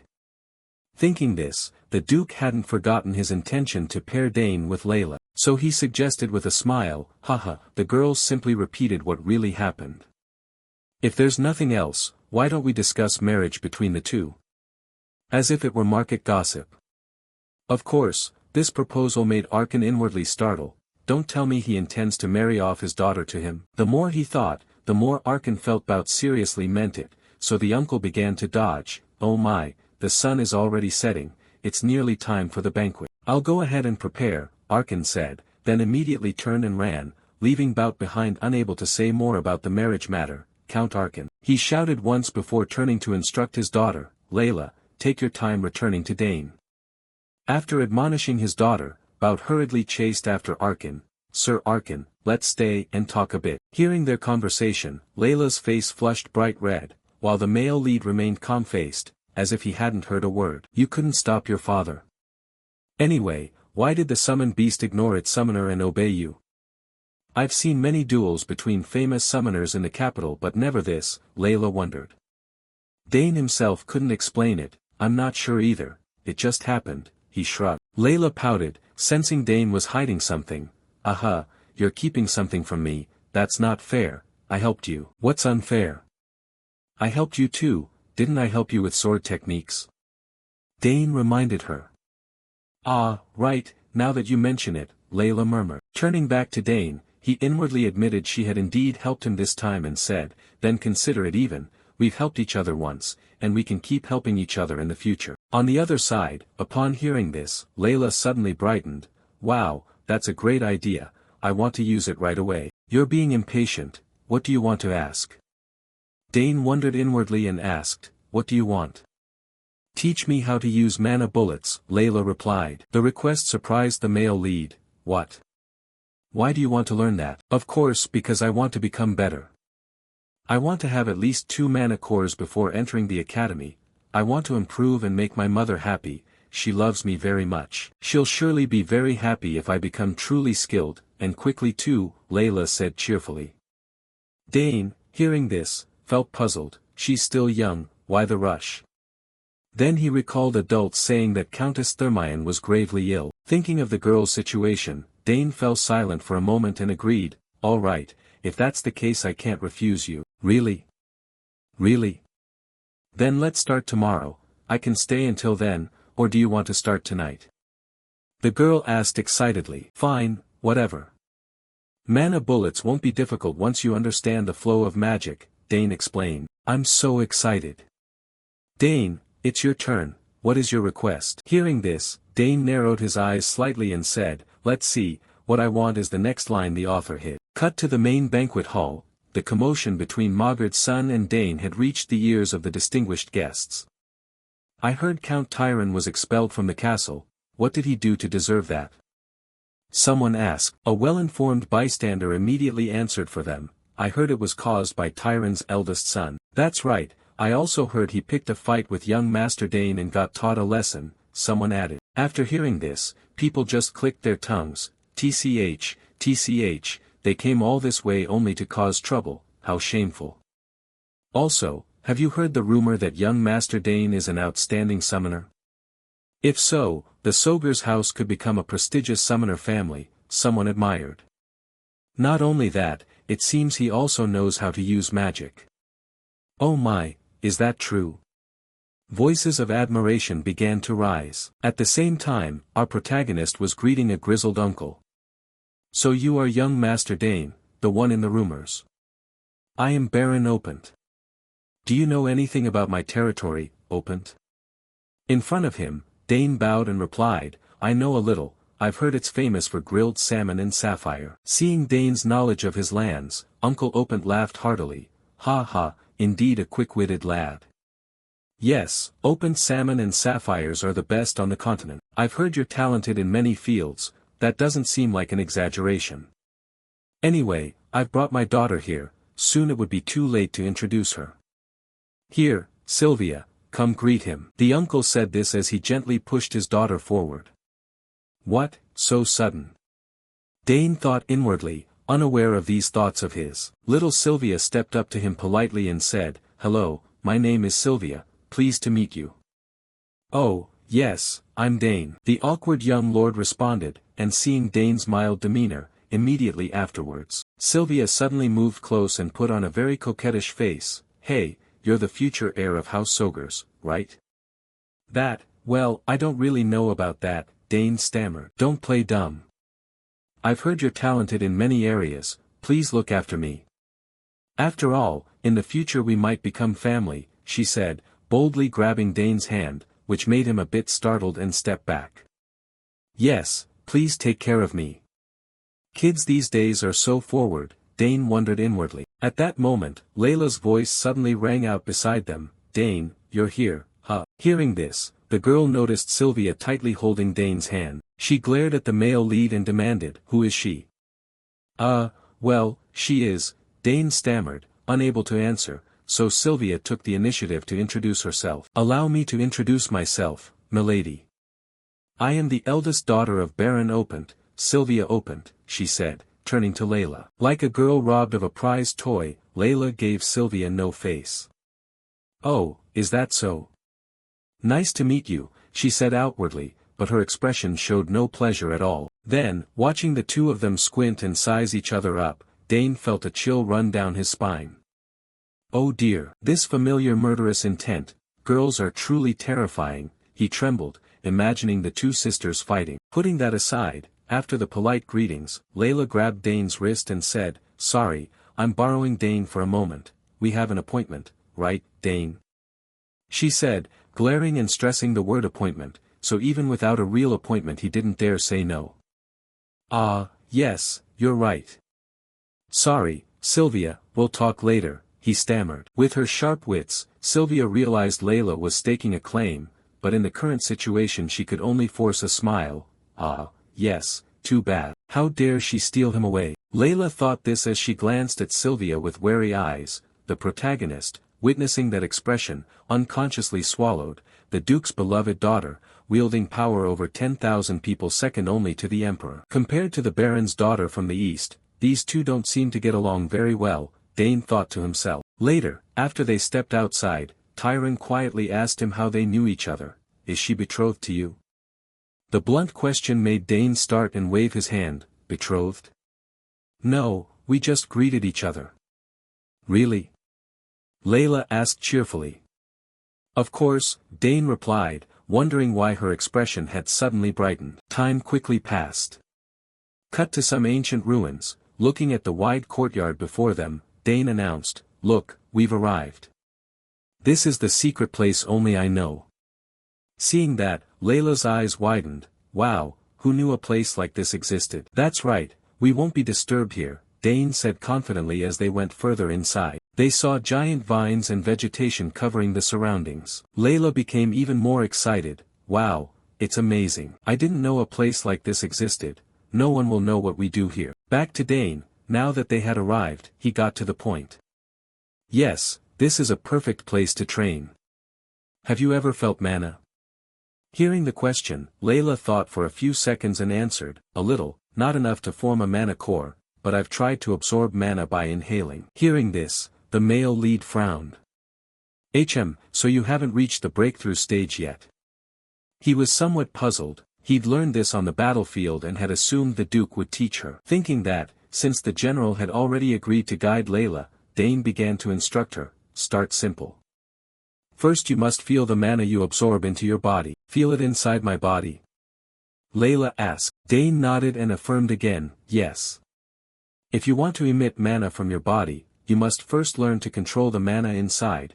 Imagination is important. Close your eyes and imagine the mana spinning within you, the image of mana turning in your body like blood circulating through veins, Dane calmly explained. But Layla's face broke out in sweat hearing that. All right, I'll do as you say, she said through gritted teeth. That expression immediately made the protagonist realize, I can clearly see she doesn't understand. Thinking this, Dane encouraged her, this will be the foundation for your using mana, a very basic step. I know you can do it. Following Dane's explanation, Layla squeezed her eyes shut. She concentrated to sense the mana inside her body, but after a while, she opened her eyes and awkwardly said, Dane, it's not working. Hearing this, our protagonist wasn't too surprised. It's basic, but this is only your first try, focus again. Layla began trying again, and while the two kids were helping each other, they didn't realize that Uncle Arkin had silently followed them to this place, which he thought was hidden. In fact he couldn't escape Arkin's gaze. Watching his son guiding Layla's training, Arkin's eyes showed delight. Oh ho, though young, my son already knows how to teach others. My child has grown up. The words barely left his mouth when suddenly Uncle Bout's voice rang from behind. Startled, Arkin jumped. What are you doing here? Oh my gods, it's the Duke. The uncle exclaimed softly upon realizing the newcomer was Bout. And as if of one mind, Bout laughed. Ha ha, no need to be so surprised. Are there any couples secretly meeting at night? What do you mean, a couple? And how did you get here? Arkin asked. Facing the question, Bout put on a smug look. Have I intruded? Anyway, you're too clumsy sneaking around.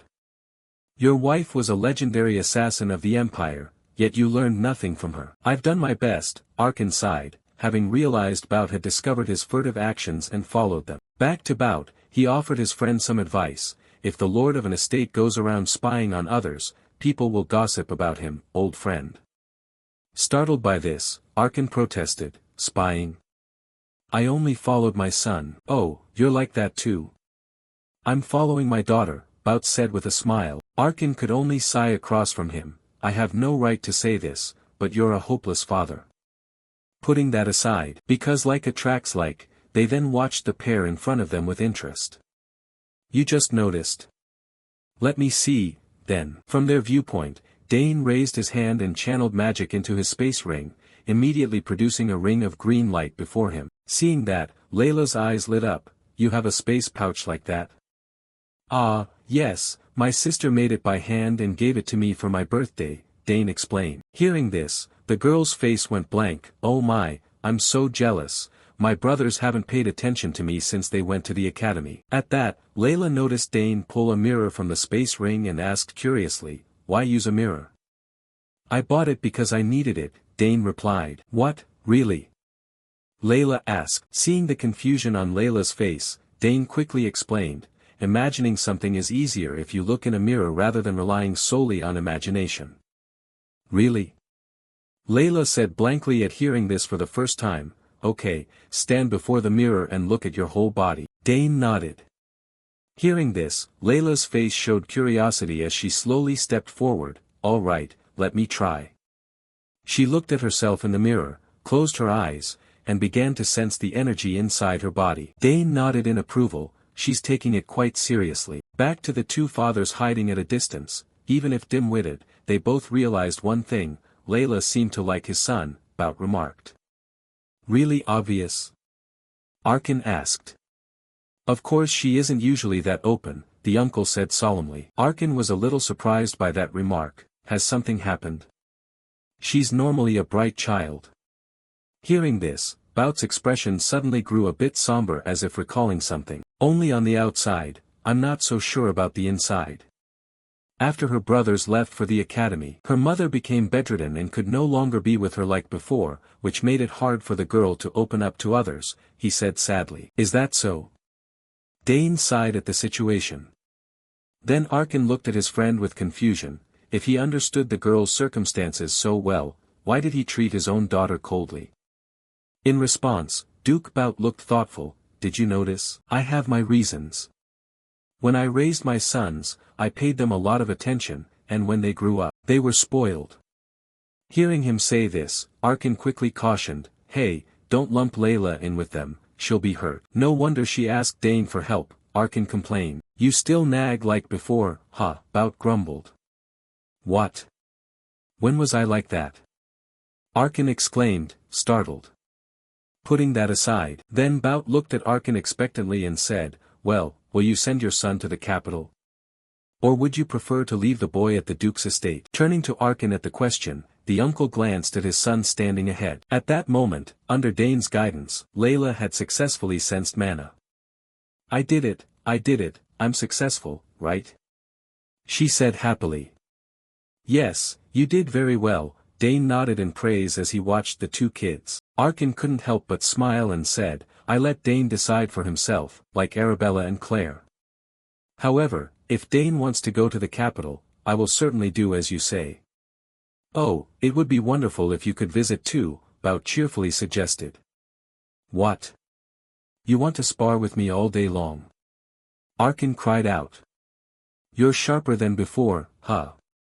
TCH, Bout clicked his tongue when his intention was seen through. While the two of them bickered, they did not realize their conversation had also caught Mrs. Lily's attention behind them. At some point she had followed the two here. I wondered where those two had gone. But why are they behaving so embarrassingly? Truly, parental love has a strange influence on them. I'll just pretend I didn't see anything, she said with a smile. Time passed quickly. After teaching little Layla to sense the mana in her body, the two of them soon left the old ruins.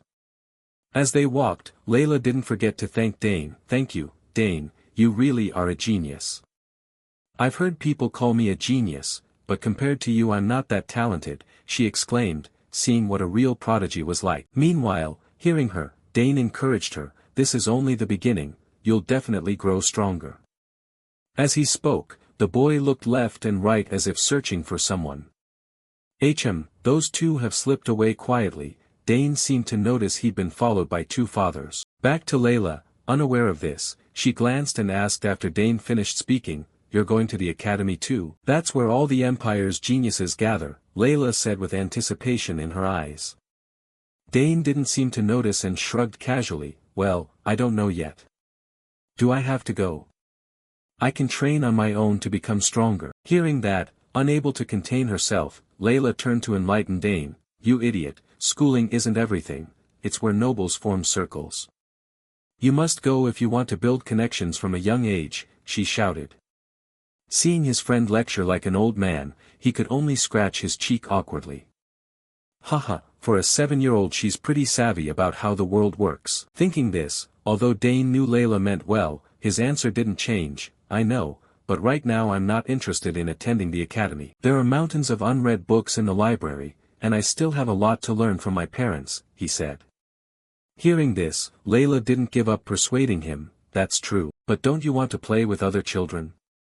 I heard your older sisters all joined the academy, she persisted.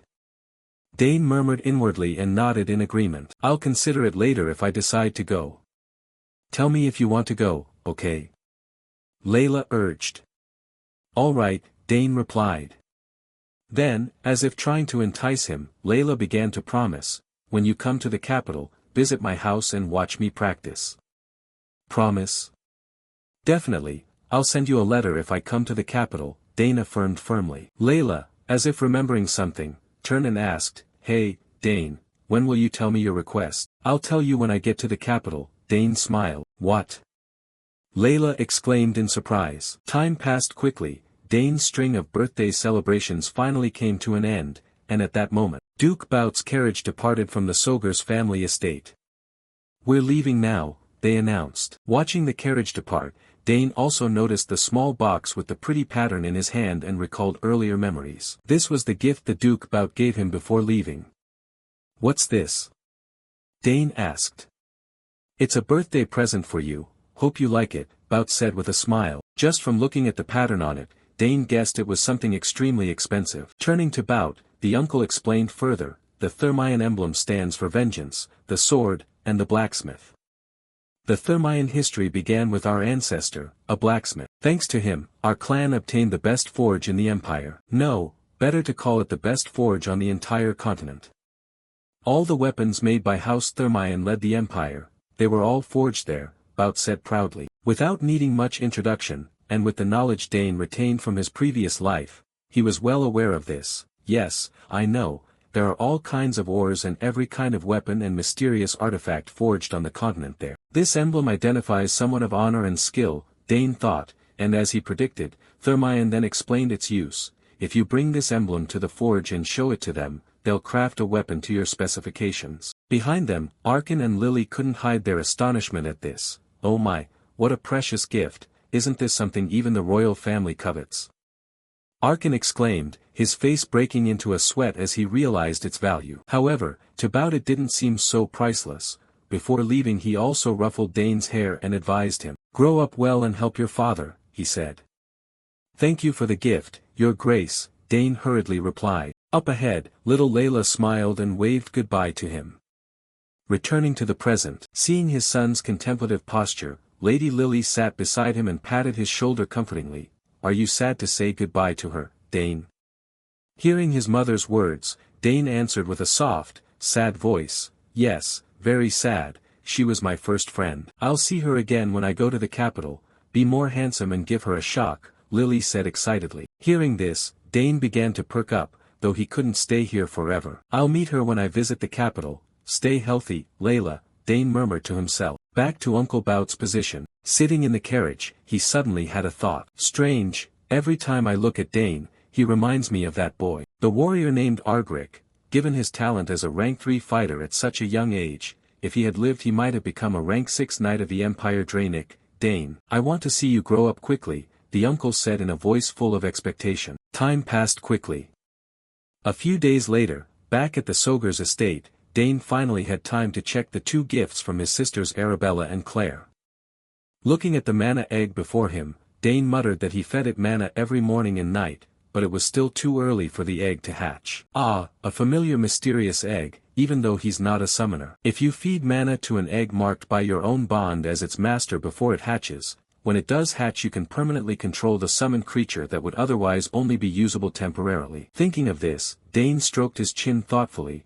The quality of his mana clearly needs to be appropriate, there may be many complex conditions not yet met. He'd heard some eggs never hatch because the conditions are never satisfied. He hoped this egg wasn't one of those, he thought. The young general gently reached out with both hands, took the egg, and channeled his energy into it. Even when bored he tried varying the intensity of his power, but it didn't seem to help much. No matter how he changed the flow and strength of his mana, there was no response, he thought. Dane realized he had been a bit too impatient, so he quickly calmed himself, put the egg away, and exhaled. Phew, wanting success on the first try was greedy, he scolded himself. At that moment Herman's voice sounded outside the door. Young master, are you finished?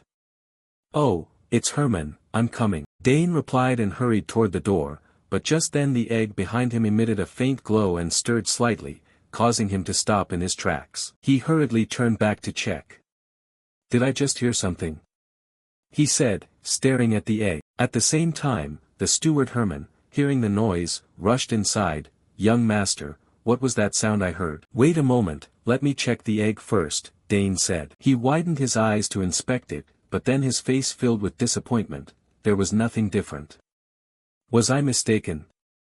Haha, false alarm. Seeing his disappointed expression, Herman guessed and asked, did the egg react? No, it must have been my imagination. Let's go, Dane waved his hand. Time passed quickly. Cut to the training yard. Today, instead of practicing spear techniques, the protagonist was training with a sword. When he finished, his friend Herman clapped and praised him. Well done, young master. When did you start sword training? I just wanted to swing it for a bit, Dane explained calmly. Truly a genius, you've got a talent for the sword too, Herman continued. Looking at his reflection on the blade, a small joy rose in him. Learning to use a new weapon is fun. I haven't held a sword in years because father watched too closely, but fortunately my skill hasn't faded. Speaking of Herman, he took out a tray of cookies and said, have a snack first, then we'll continue. All right, thanks, Dane accepted happily. Training here is nice, he said as he happily ate the cookies. In another scene, his father, Count Arkin, was lost in his own thoughts. Phew, it's tiring every year, but we gained much from the last banquet. I can confirm many nobles are turning their attention south, most of them want to build good relations with us. Since the war ended, the south, with its favorable climate, holds many things nobles desire. Their interest is obvious. But that interest can't compare to the attention Dane has received. The clash with Count Tyron's eldest son was unexpected, yet the boy calmly explained the situation before the adults. He even confidently showcased his talent. The boy is too mature. Sometimes I wish he'd act a bit childish, age-appropriate, but that's just my wish. Thinking this, Arkin glanced at the clock beside him and muttered, it's almost time. Long Vi, let the boy try swinging it today. No sooner said than done. Shortly after, Arkin took the spear to the training yard to find Dane. There he found Dane training with a sword in hand. Swordsmanship. But why is Dane using a sword instead of a spear? Arkin wondered inwardly, but quickly came to a conclusion. Of course. Surely Duke Bout said something to the boy, otherwise why would he be here practicing swordsmanship after spending so much time training with the spear? But it seems the boy has quite some experience with the sword, doesn't he? The power the boy is showing is something even some lifelong sword practitioners couldn't replicate. When did he learn like that? However, one thing is certain, the boy also has a talent for swordsmanship, Arkin thought. After watching Dane practice for a while, he interrupted, Dane, I've been observing your sword work. When did you learn swordsmanship? Hearing this, Dane stopped his movements and grew a little anxious. I've been exposed, maybe it's better to tell father the truth. With that thought, Dane said, I really haven't learned it. Oh. Is that so? So it's truly talent, then. Spear techniques, magic, assassination, summoning, and now even swordsmanship. If it were anyone else, I would never believe a child could be talented in all those fields. Saying that, as if having made a decision, Arkin asked Dane, are you curious about the world? What do you mean, father? Dane asked curiously. Yes, the world beyond these walls.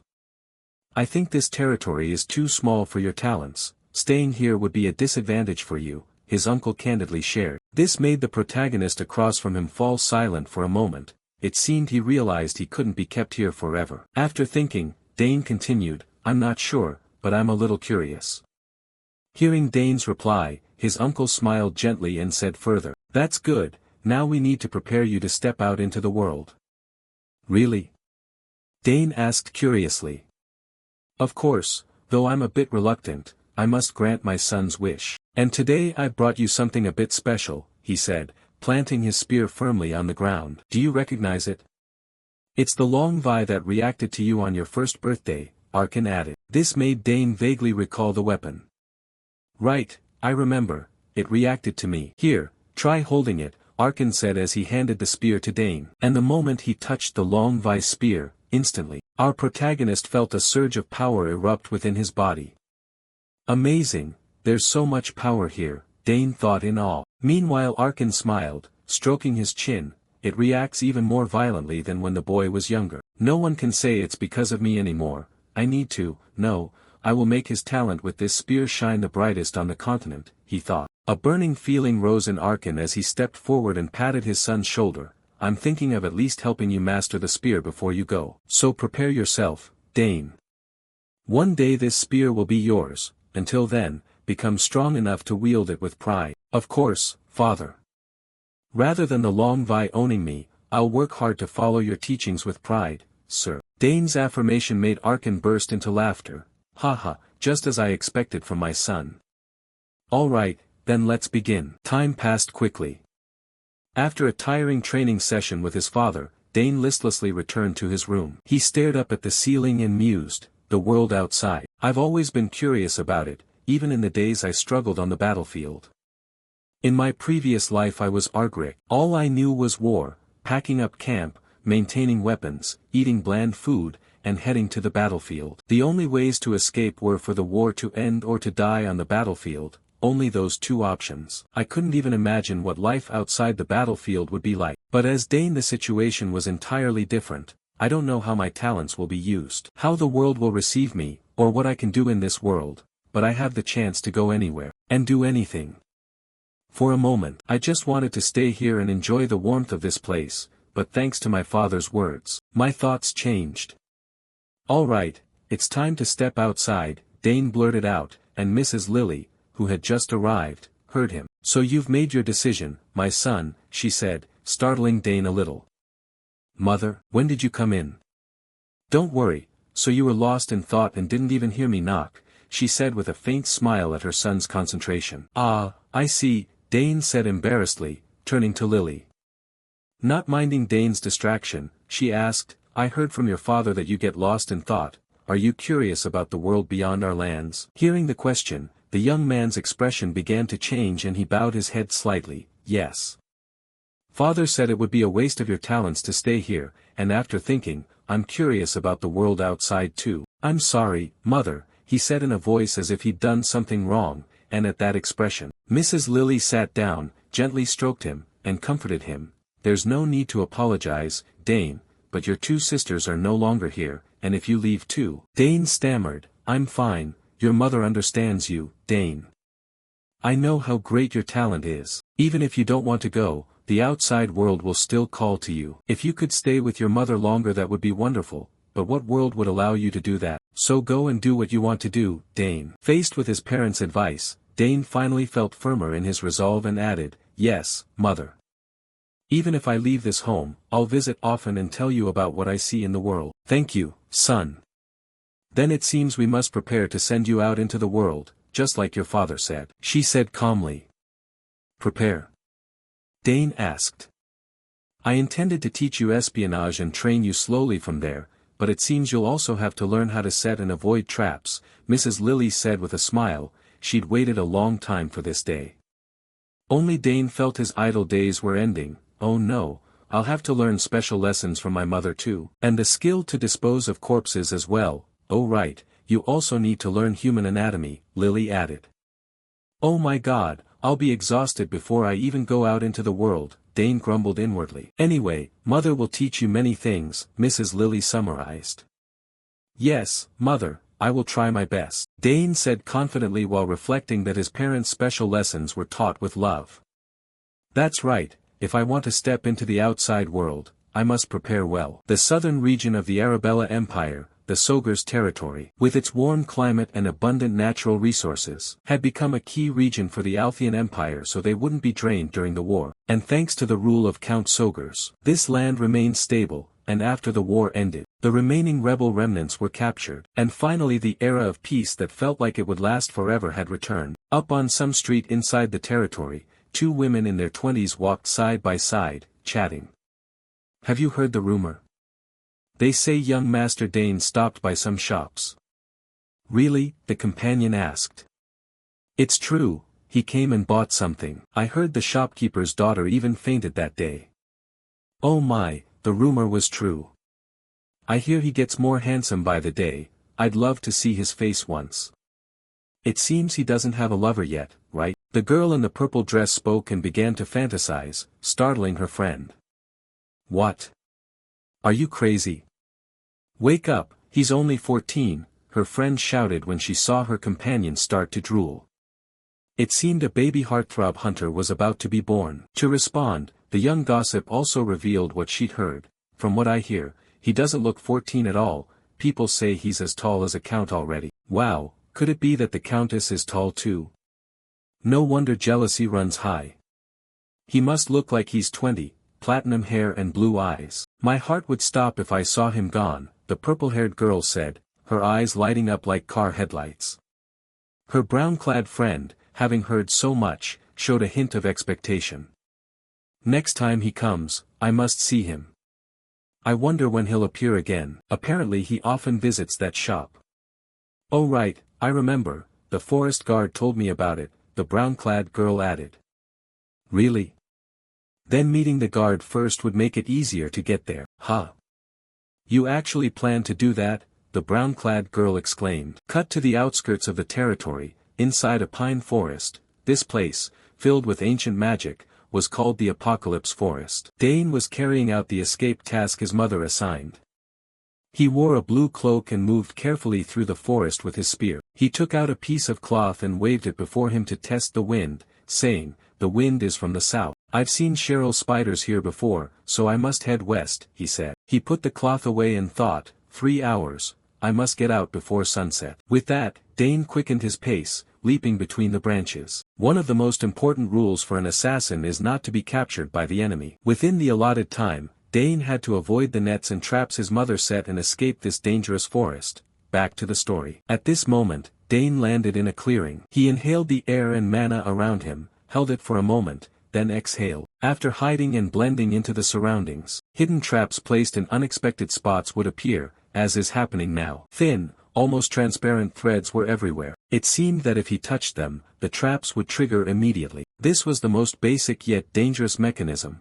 Fortunately, this type was fairly easy to disarm. Thinking that, Dane began rolling up his sleeves to deal with the traps at once. However, these were traps set by Mrs. Lily, so there was no way he could resolve them that easily.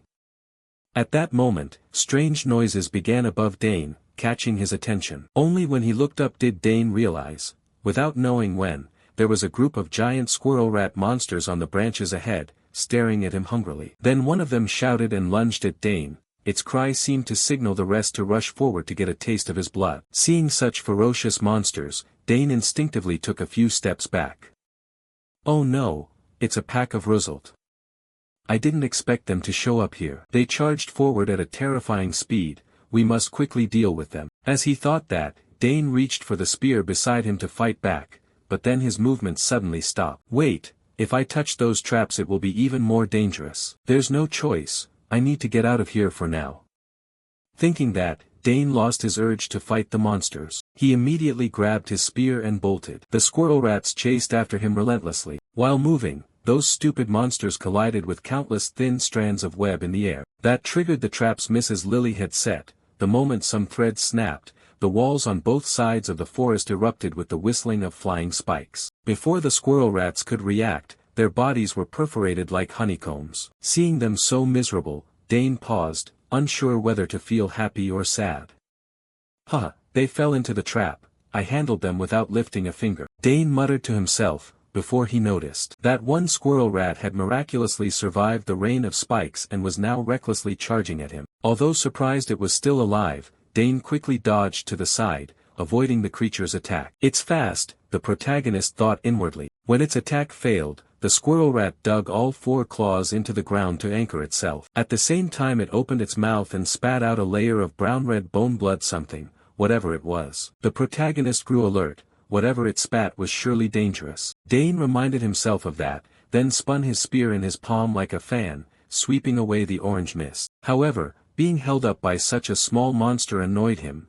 Damn it, I can't waste time here, he thought. Dane's resolve surged because if he lollygagged here he'd fail the task his mother assigned.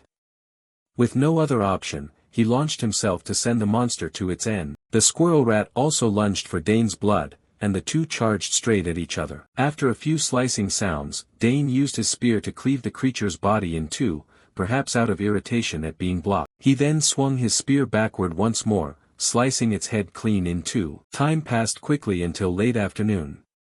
At last Dane escaped the forest and collapsed on the ground, panting like a dying dog. Huff huff, I'm going to vomit. But at least he had safely gotten out of the forest, he thought tiredly. However, as if heaven wouldn't allow him a break, strange noises began to sound again. Even exhausted, he forced himself to sit up and prepare for anything. What now? Damn it, when did I let my guard down? Dane gritted his teeth. He gripped his weapon tightly, but the newcomer was Mrs. Lily. Well done, Dane. 3 minutes and 30 seconds in total, you were even faster than your mother. Seeing her appear, Dane was a bit surprised and asked, Mother, have you been watching since earlier? Of course, I couldn't let you go alone, she replied. Even though I know your talent better than anyone, as your mother it's different. You did very well. I find no fault. Are you hurt anywhere? She asked, gently ruffling Dane's hair. I'm fine, Dane replied. Honestly, at this rate, you'll be recruited as an assassin, the lady sighed, causing Dane to force a wry smile. Then Lily pulled a dagger from her sleeve, the one used in the naming ceremony when Dane was one, and said, Here, take it. It seems to suit you more than me now. Seeing the dagger, Dane's eyes widened in surprise and he asked, This is your dagger, the Black Edge? Can I really have it? Dane asked, and Lady Lily nodded. Of course, I'm not using it anymore, she said. Lily explained, the Black Edge is forged from mysterious ethereal, an ore that absorbs the elements of all things. If you wish, it can even hold every poison in the world. Without her saying more, Dane already knew the dagger's properties by heart. He even knew it absorbed toxins and could use them. He murmured to himself and quickly took the dagger. Thank you, Mother, I will keep it safe, he said hurriedly. Seeing him accept the gift, Lady Lily looked pleased. Thank you, Dane. Let's go home and rest. This must be all Mother wanted to teach me, Dane thought to himself. However, just as they were about to return, a piercing scream suddenly rang out from the forest, sending nearby birds scattering into the sky. The two of them froze on hearing the sound. Mother, Dane frowned and asked, Did you hear that? Yes, someone seems to be in the woods, she replied. Let's go quickly, Dane. Yes, Mother. He said, and the two hurried toward the source of the sound as time quickly passed. Cut to the Soger's family's annex tower. Inside a room, an elderly man with silver hair suddenly woke up. His face was full of terror, as if he'd just had a nightmare. A few seconds later he calmed and looked around, asking, Where am I? I remember eating mushrooms in the forest. Hearing his voice, Dane, standing outside with a cup of tea, entered, saying, You're awake. The detox is still in progress, don't move yet. Seeing Dane enter, the old man glanced at him with mild curiosity and asked, Detox? Did you save me? Yes. You ate a red cap mushroom, we found you in time, Dane said calmly. But when the old man heard the words, red cap mushroom, his face went pale. So it was a red cap mushroom? In response, Dane handed him a cup and added, It was a poisonous mushroom, if we'd been any later you'd have been dead. Here, drink some water.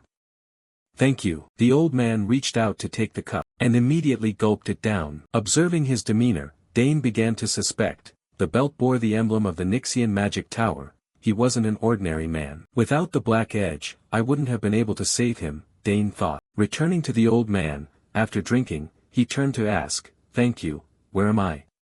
You're in the Soger's family's annex tower. Dane shrugged and said, and because the Soger's family is so famous, the old man could guess where he was, yet precisely because he guessed, he felt a headache, so I not only got lost heading south, but I also ate a poisonous mushroom and ended up all the way here. Unaware of these thoughts, Dane saw the old man's color improve slightly and said, "You should rest, I've informed my father, he'll come see you soon." "Your father? So you are?" the old man asked. Dane nodded in confirmation. "That's right, I'm the youngest son of Count Sogers, Dane Sogers." Hearing that, the old man recalled something and stroked his beard. "Ah, so that's it, you're Arabella's brother, the genius all the magic towers watch." "How did you find me?" he asked with interest. Dane had no reason to hide it and answered, "I was training in the forest with my mother." "What? In that crazed forest?" the old man shouted in shock, recalling his own painful memories there. "Even an 8th level mage like me got lost, the mana flow reversed during a spell and my whole body collapsed." Thinking of that, the old man's expression showed disbelief. "Really? The whole forest holds ancient energy and traps everywhere." "Yes, the forest is our estate, it's extremely dangerous for outsiders. Moreover, the energy there differs from the modern mage's energy, mages shouldn't go there. You were also in grave danger after eating that poisonous mushroom," Dane calmly explained, helping the old man understand. "So that's how it was, no wonder I nearly died there," the old man exclaimed. Then he realized a far more serious issue. "Wait, does that mean this boy is strong enough to train even inside that forest?" he asked aloud. "You were also the one who brewed the antidote?" "Yes," Dane admitted, which astonished the old man further because Dane looked so young. He seemed barely a teenager, yet he'd made an antidote requiring broad knowledge and precise alchemical skill. Haha, what a family this is. Besides 2 genius daughters, even the youngest son is the same. If we were in wartime, perhaps the Sogers family could become the most powerful noble house in the Althean Empire. Having thought that, the old man laughed. "Haha, I'm very impressed with you." "Indeed," Dane nodded, and his refreshingly unscripted reply fell the old man silent. "Look at this kid, he's quite bold," he murmured to himself, then after a few seconds added, "Well then, I should repay those debts. But first, allow me to introduce myself, I am Sidrain Gauss. Not long ago I was the master of the Nixian magic tower. Tell me what you desire, speak to me. I have everything in this world, except the things I don't have." Sidrain said arrogantly. He likely referred to pocket space. Many mages live without a house by storing everything there. Dane thought this to himself and asked to be sure, "Is that really so?" Dane spoke calmly, his indifferent demeanor once again leaving old Sidrain stunned. "Huh, what's this? I said I'm the master of a magic tower. An ordinary person would be surprised or show me respect, yet this kid remains unfazed." Thinking that Dane might not grasp the value of his words, the old man flailed his arms to explain, "You'll never have another chance like this, don't be modest, tell me what you want." Hearing this, Dane frowned slightly, as if considering a reward. His expression made the old man break into a triumphant smile, but Dane's next remark immediately deflated the old man. "I'll take some time to think about what I want and tell you later." Even a man near death couldn't help but bristle with anger at that reply. What?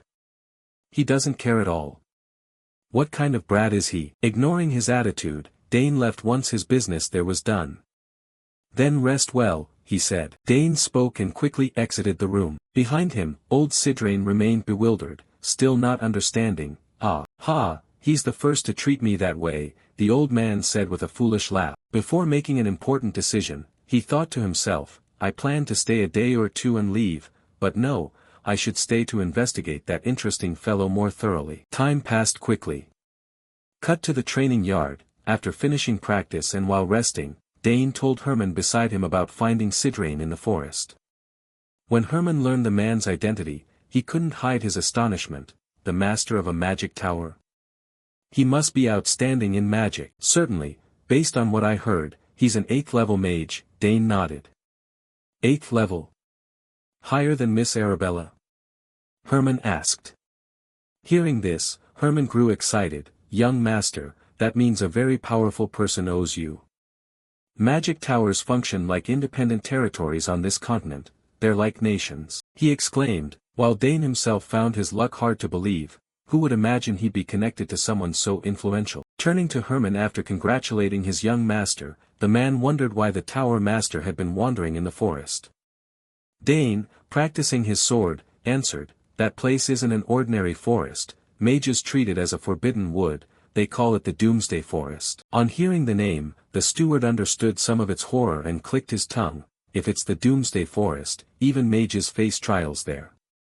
He was lucky to survive, thanks to you, young master. Not replying, Dane glanced at the sword in his hand and then said, "Herman, get me a new sword.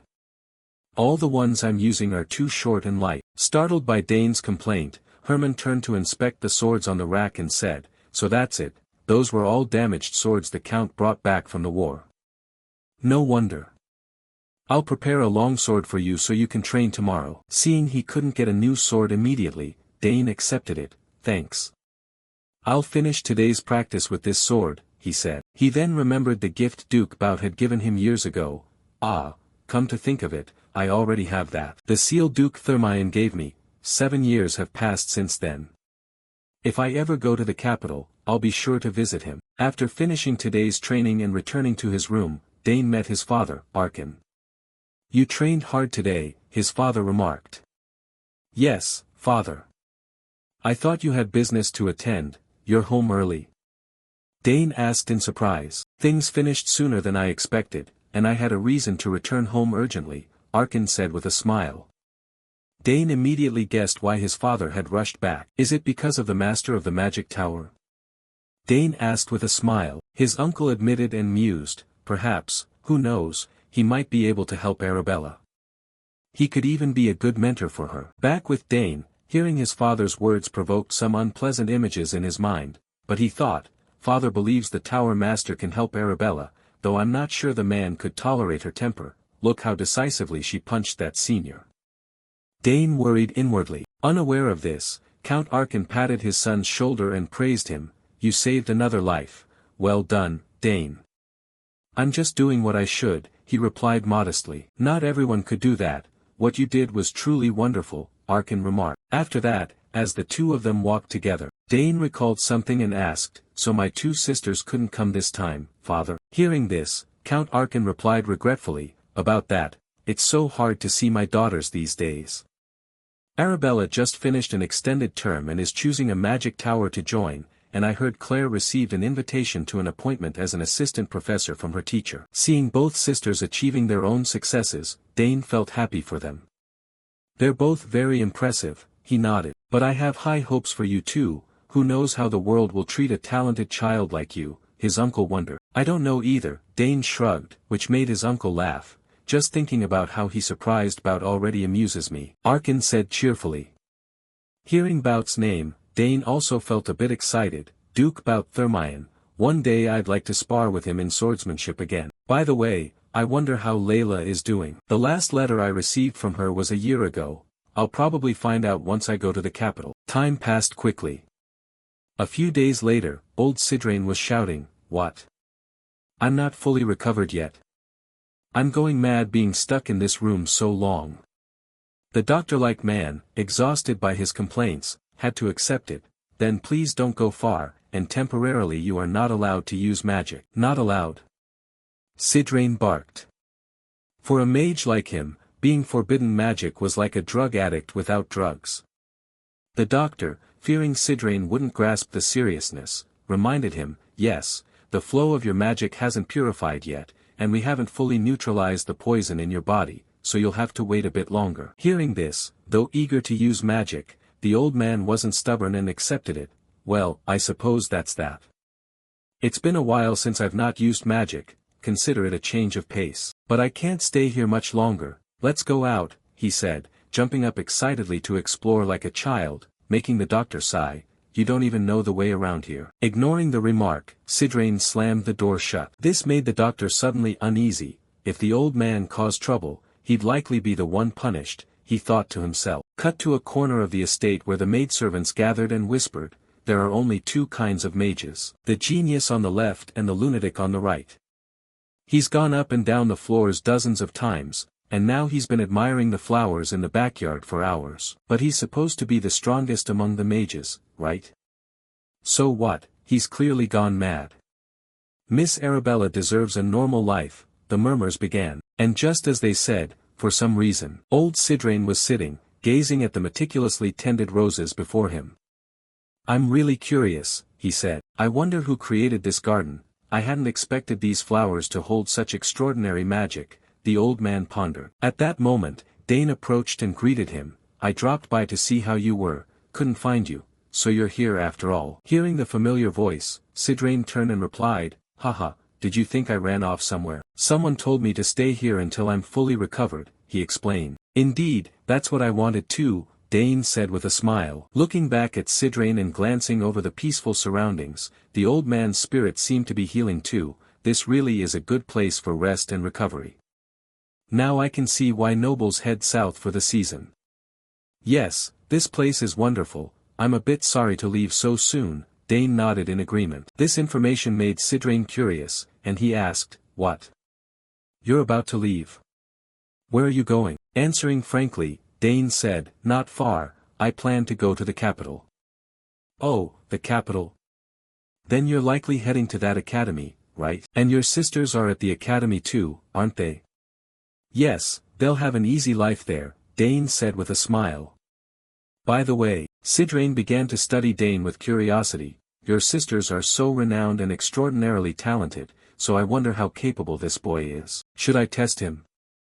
Thinking that, curiosity began to seize the old man's mind. He couldn't help but use his sensing ability, sweeping it over Dane's body, and immediately discovered a terrifying source of energy within him. It made him break into a sweat. Heavens, what is this dense mana? His mana is condensed to an unbelievable degree. If prodigies his age are like streams, then this boy is a raging waterfall. Such an amount of mana is usually very unstable, even liable to erupt outward. But how could Sidrain's probe escape the boy's notice? Of course not, so Dane spoke up to admonish him. "Don't you think evaluating someone's magic without their permission is a bit rude?" Dane said irritably, leaving the old man awkwardly scratching his head. "Ah, you noticed, quite the skill. I'm sorry, that was thoughtless of me." After speaking, the old man began shouting inside his mind, "I can't believe such nonsense. Could someone with mana this condensed really exist?" He said this while staring at Dane as if he were an alien. This left the protagonist puzzled. What did he see that's so astonishing? Returning to Sidrain, after focusing and observing Dane a bit more, the old man was astonished again. Slowly now, why can't I detect any magic layers? With that density I should be able to see layers. Thinking this, a terrifying suspicion began to form in the old man's mind. Could it be that kid have 2 mana cores? To test his suspicion, Sidrain immediately turned to ask Dane, "How did you create your mana core?" Seeing the old man's expression, which looked almost crazed, Dane was a little puzzled and asked back, "Is something wrong?" "Of course there is," the old man shouted. "You already have such an insane amount of mana, and you still want to take up a spear. And you possess a magic that only needs a core without a magic layer. Are you going to abandon the greatest talent ever?" he yelled. He couldn't ignore such terrifying magical talent. Dane shrugged and said, seemingly unconcerned, "Why not use both?" Back to the old man, hearing Dane's answer, Sidrain's teeth ground together with a creak and his face contorted. He tore at his hair and exclaimed, "This is maddening, so frustrating, where do I even begin to explain?" Then, to make the boy understand, Sidrain took a deep breath and slowly explained, "Do you know why the lifespan of a magic swordsman is so short? They are powerful because they possess both a mana core and a magic layer. However, they interfere with each other, and when they collide problems arise. That's the law of nature. Mana compressed in the core is transmitted into the magic layer, so the layer cannot withstand the impact and will explode." The old man spoke with grave seriousness, making Dane, who had never experienced it, begin to sweat. I've researched this quite a bit, but is this really impossible?" he wondered inwardly. Back with Sidrain, the old man was so angry he wouldn't even look at Dane. TSK, such wasted talent, truly a waste. Unfazed by Sidrain's irritation, Dane asked, "Can't you use magic without a magic layer?" The old man pondered for a moment and said, "Not impossible, but without the refinement of a magic layer, how would you use spells that require pure magic? Also, others have had the same idea before, but most we know have ended in failure." Hearing there was still a chance, Dane pounded his chest and said, "Then let me try. I've never tried it before. But it seems possible," he added. What is this crazy kid talking about? Sidrain ground his teeth, thinking to himself at Dane's words. If I rearrange the magic, Dane murmured, waving his hand through the air. With each motion he left trails of blue energy containing countless strange ancient runes. Then he clenched his fist, and immediately, a fierce flame suddenly burst into being in midair, and somehow it didn't seem to affect the protagonist. Seeing the fire appear, the protagonist couldn't help but smile slightly. Oh, it worked. But it's only a basic level 1 spell. Across from him, Sidrain's eyes nearly popped out at the unbelievable sight. What? How is this possible? This child has no magic layer at all, how can he use magic? Thinking this, the old man couldn't help but exclaim aloud, unbelievable. You should only be able to use magic by refining a magic layer, and the more he thought, the more confused Sidrain became. Meanwhile, Dane waved his hand and created some kind of barrier. He then offered his hypothesis. My sister Arabella said my affinity for magic is very high, maybe that's why. Hearing this, Sidrain still found it hard to believe inwardly. Ha, even so. Is this what common folk mean when they describe talents that can't be imitated, the so-called innate genius? Sidrain murmured inwardly as, for the first time, he felt what it's like to look at true prodigies as an ordinary man. Unaware of his thoughts, even Dane was a little astonished. I only tried once and it worked, it's really effective. So you can use magic without a magic layer, now I understand. The general nodded, while Sidrain's face opposite him went dazed to the point he could hardly stand, an innate mana affinity, pure and denser than anyone in the world. Does such a person really exist? He thought. A fierce urge began to swell in old Sidrain's heart. Do you want to be my disciple? He asked. However, Dane didn't seem very interested in using magic. Still, the old man wouldn't give up and kept nagging in his ear. Come, let's talk a bit, it's such a shame to pass up an incredible talent like you. Do you know how to use level 2 magic? I don't know that, so I can't, Dane said awkwardly. That answer made the old man beam with delight. Oh ho, wonderful.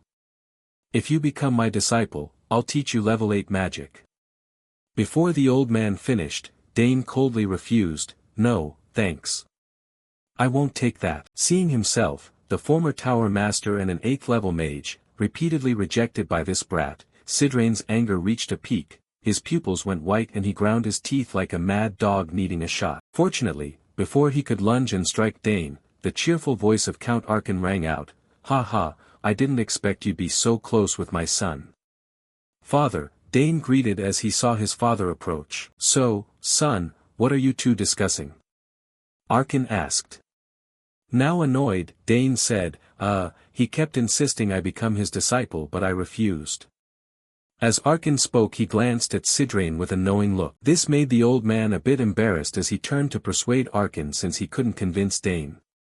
Well, Count Arkan, your son possesses the talent of a great mage.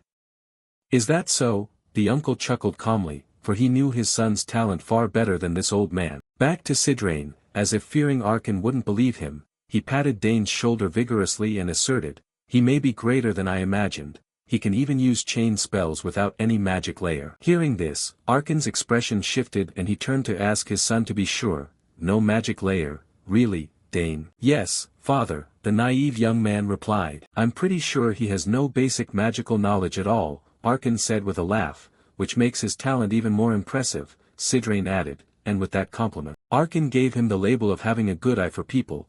Truly, as the former master of the magic tower, he immediately saw my son's talent. It's not just talent, your son is a genius. He might even become a rare magic swordsman, the old tower master said with a smile and a suggestion. Immediately Count Arkan pictured Dane in knight's armor, raising his sword high and saying, a sword is better than a spear. At that image, the uncle's face darkened, a magic swordsman, huh? Arkan's voice carried weight and gravity. Seeing this, Dane's alarm bells rang. Damn, you shouldn't say that in front of my father. Dane shouted inwardly, but old Sidrain didn't seem to notice Arkan's sullen expression and kept smiling. Yes, a magic swordsman, finally there's interest. If you become my disciple, I guarantee I'll take full responsibility. I'll make you the strongest magic swordsman in the Empire. As he spoke, Sidrain suddenly fell silent when he felt a cold gaze fixed on him. What's this? Why do I feel a chill down my spine? Sidrain wondered. Very quickly he got his answer as Arkan's eyes went white like a beast's and he roared, he must not become a magic swordsman. Seeing this, the old man recoiled and weakly asked, but why not? A magic swordsman uses magic, don't you think the boy is especially suited? My son Dane will not be a magic swordsman, he will become a magic spearman, the uncle shouted. Startled, Sidrain jumped back several steps. What? That's an issue? He said, and then, he turned to look at Dane with a resigned expression and could only smile inwardly. Aha. Why is everyone in this family like that? Time passed quickly. At this time Dane was reading in his private room. The matter of becoming Sidrain's disciple still hadn't been decided. The protagonist was also researching some magical knowledge. For a mage, becoming a disciple carries great significance. Mages often groom successors through a process called inheritance, a tradition from ancient times that persists even into the modern era, when public magical education has been established. Indeed, the master of the magic tower was not just looking for an ordinary disciple but also an heir. Considering that a great 8th level archmage was hovering around him, his talent must be something extraordinarily remarkable. After hearing so many compliments, he felt something stir inside his body. At that, Dane's eyes suddenly widened as he remembered something from his childhood. Ah, I know now. In Dane's mind appeared the image of his sister Arabella bringing him a crystal orb and telling him to pour magic into the crystal whenever he wanted to contact her. Thinking of that, the young man immediately opened his wardrobe, took out the magical crystal orb, and cheerfully said, "All right, just ask Sister Arabella." Elsewhere, in a place resembling a library, Sister Arabella suddenly heard her brother's voice. "Sister Arabella, it's me, Dane." Hearing the familiar voice, the pen in her hand paused and she happily said, "Dane, my brother." Very quickly Dane began recounting everything to his sister to ask her opinion. Of course, Arabella couldn't hide her astonishment at her brother. "What? Dane, you used a level 1 spell? But you don't even have a magic circle." "That's right, I don't have one, but I could still use it." He shrugged, making her force a wry smile. "I know you're a genius, but I didn't expect you to be this good." Back with Dane, he continued, "Magic circles only serve to purify and recycle mana. Maybe my mana is already too pure." Hearing Dane's guess, Arabella nodded in agreement. "That sounds reasonable. I have a way to test it, Dane. I'll send you a magic stone through the transference device in your room, you just need to pour a little mana into it, okay?" "Got it," Dane answered happily, also marveling at his luck to have such a sister. "She's so good to me, mana has always intrigued me." The advice of a 6th level mage is extremely helpful. On the other end, as if remembering something, Arabella added a reminder, "By the way, if you can use magic, you'll attract a lot of attention at the academy." I don't want that," Dane said in a panic. "That's unavoidable, talent attracts the most attention. Tell me if you're bullied at school and I'll deal with anyone who dares touch my brother," Arabella said confidently. That made Dane on the other end recall something and ask, "You never told me, didn't you break the nose of that guy who kept flirting with you? He's the Duke Dwell's younger son, right?" Hearing this, Arabella remembered that jerk's face and ground her teeth. "Don't mention that bastard," she snapped. Those nearby looked at her with wary eyes. Seeing that, Arabella quickly lowered her voice and continued, "By the way, even without a magic circle, over time could your mana become even purer?" The protagonist stammered in response, I don't know. Let me have you look into it later," and Arabella nodded. But before she and her brother could talk much longer, a female student ran over from afar to remind them, "Senior Arabella, the professor is looking for you." Hearing this, though reluctant, Arabella had to say, "Dane, I have to go. I'll call you back later." "Okay, see you later," Dane said. "All right, I'll send the magic stone as soon as I can." Back with the protagonist, after waiting for his sister to hang up, the young man couldn't help but smile with joy. "I'll be exposed to a whole new horizon. I never expected my mana to be this pure. Could I have a dragon's heart?" He wondered, placing his hand on his chest as if to feel it. In another scene, old Sidrain, unable to persuade Dane to become his disciple, sighed heavily like a dying man. "Oh no, I'm doomed." Probing his mana made things worse. "I plan to leave early, but I can't go until he accepts my offer." What must I do to make him agree? Should I give him some magical artifacts or the centuries of knowledge I've accumulated? Sidrain asked himself, but then, he shook his head and dismissed the idea. No, that's too much. If I give him everything and he still refuses, I'll leave empty-handed.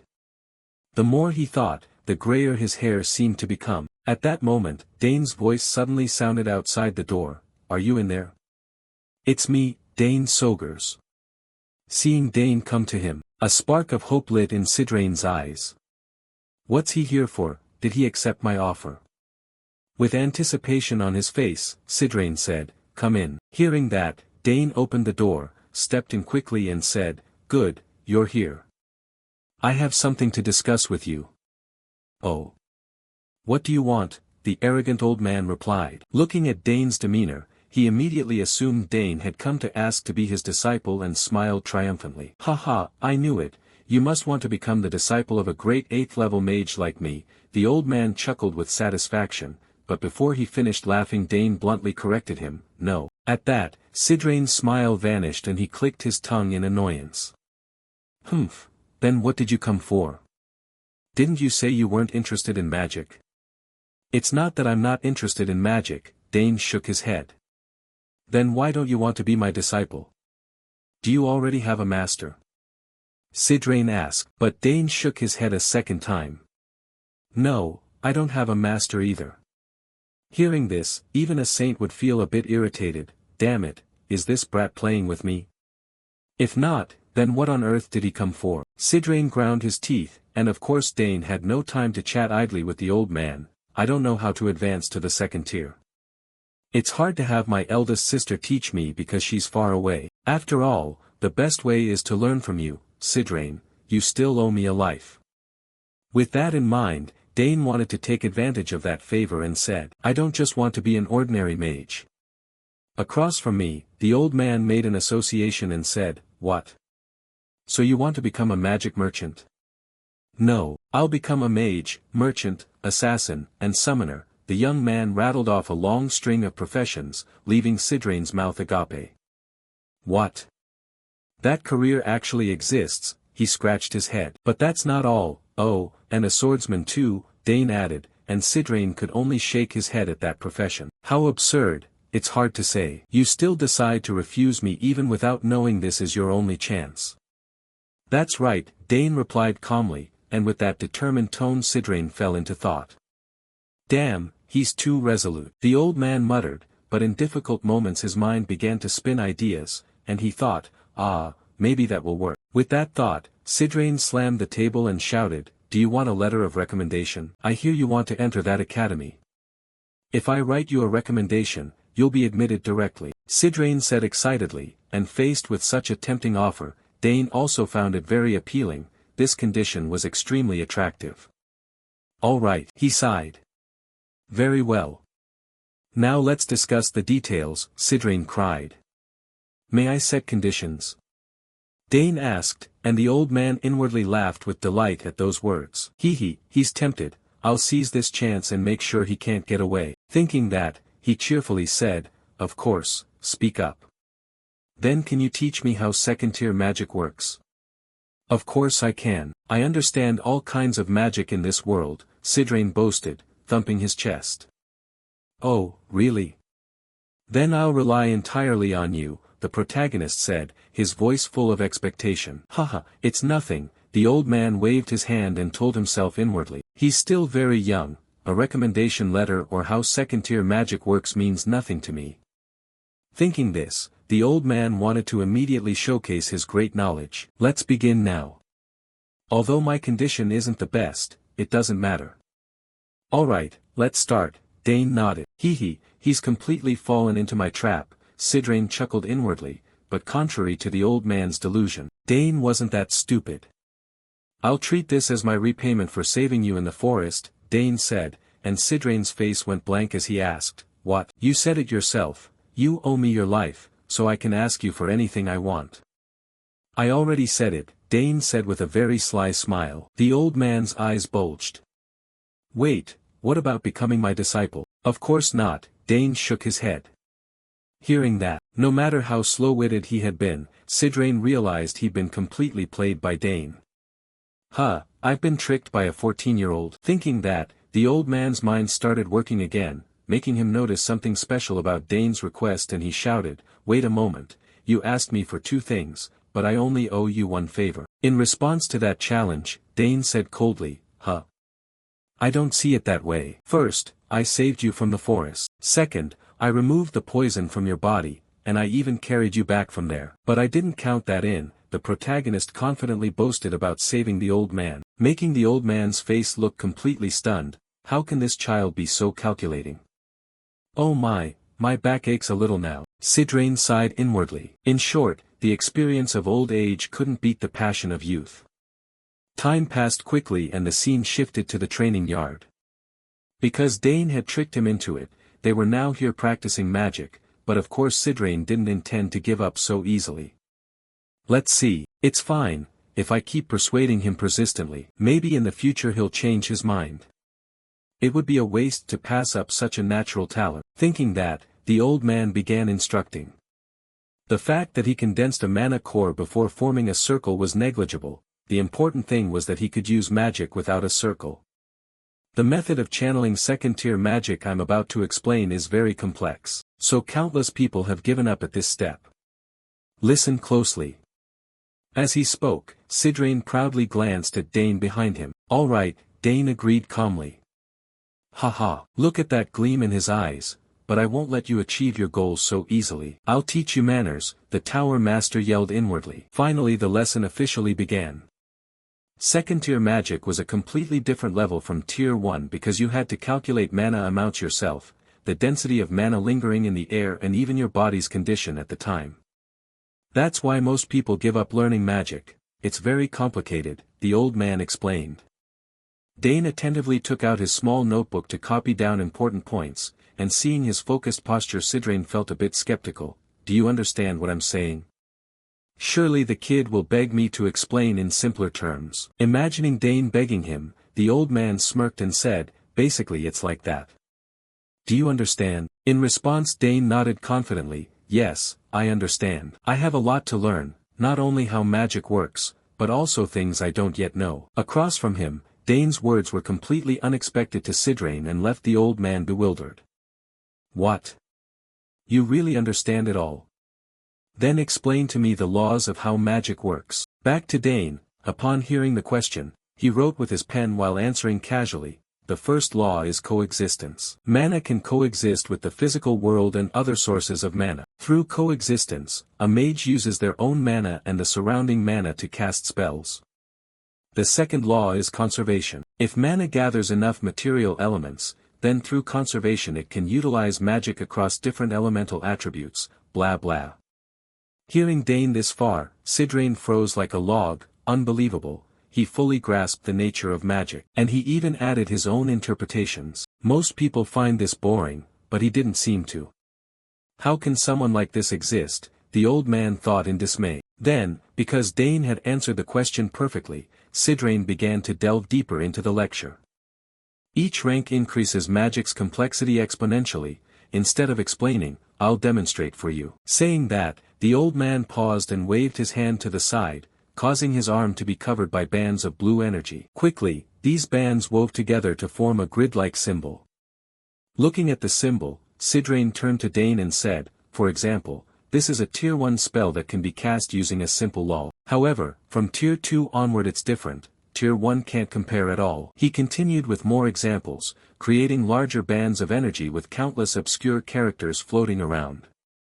This is how second-tier magic operates, the old man said calmly. Watching the example spells Sidrain produced, Dane felt the complexity had indeed risen to another level. They tightened together in very intricate ways, feeling even harder than the theory. Dane frowned in thought. Looking at the change on his face, the old Sidrain smiled and said, well then, this is the magic that creates a level 2 fire spell, rockets. Also, if you want more, you need to cast the same spell multiple times. You must be very surprised, you've never seen how level 2 magic works, right? Sidrain thought to himself. He continued aloud, it looks complicated. Most people take at least a year after freely using level 1 magic before they begin using level 2 magic. No matter how intelligent you are, you can only grasp part of a spell.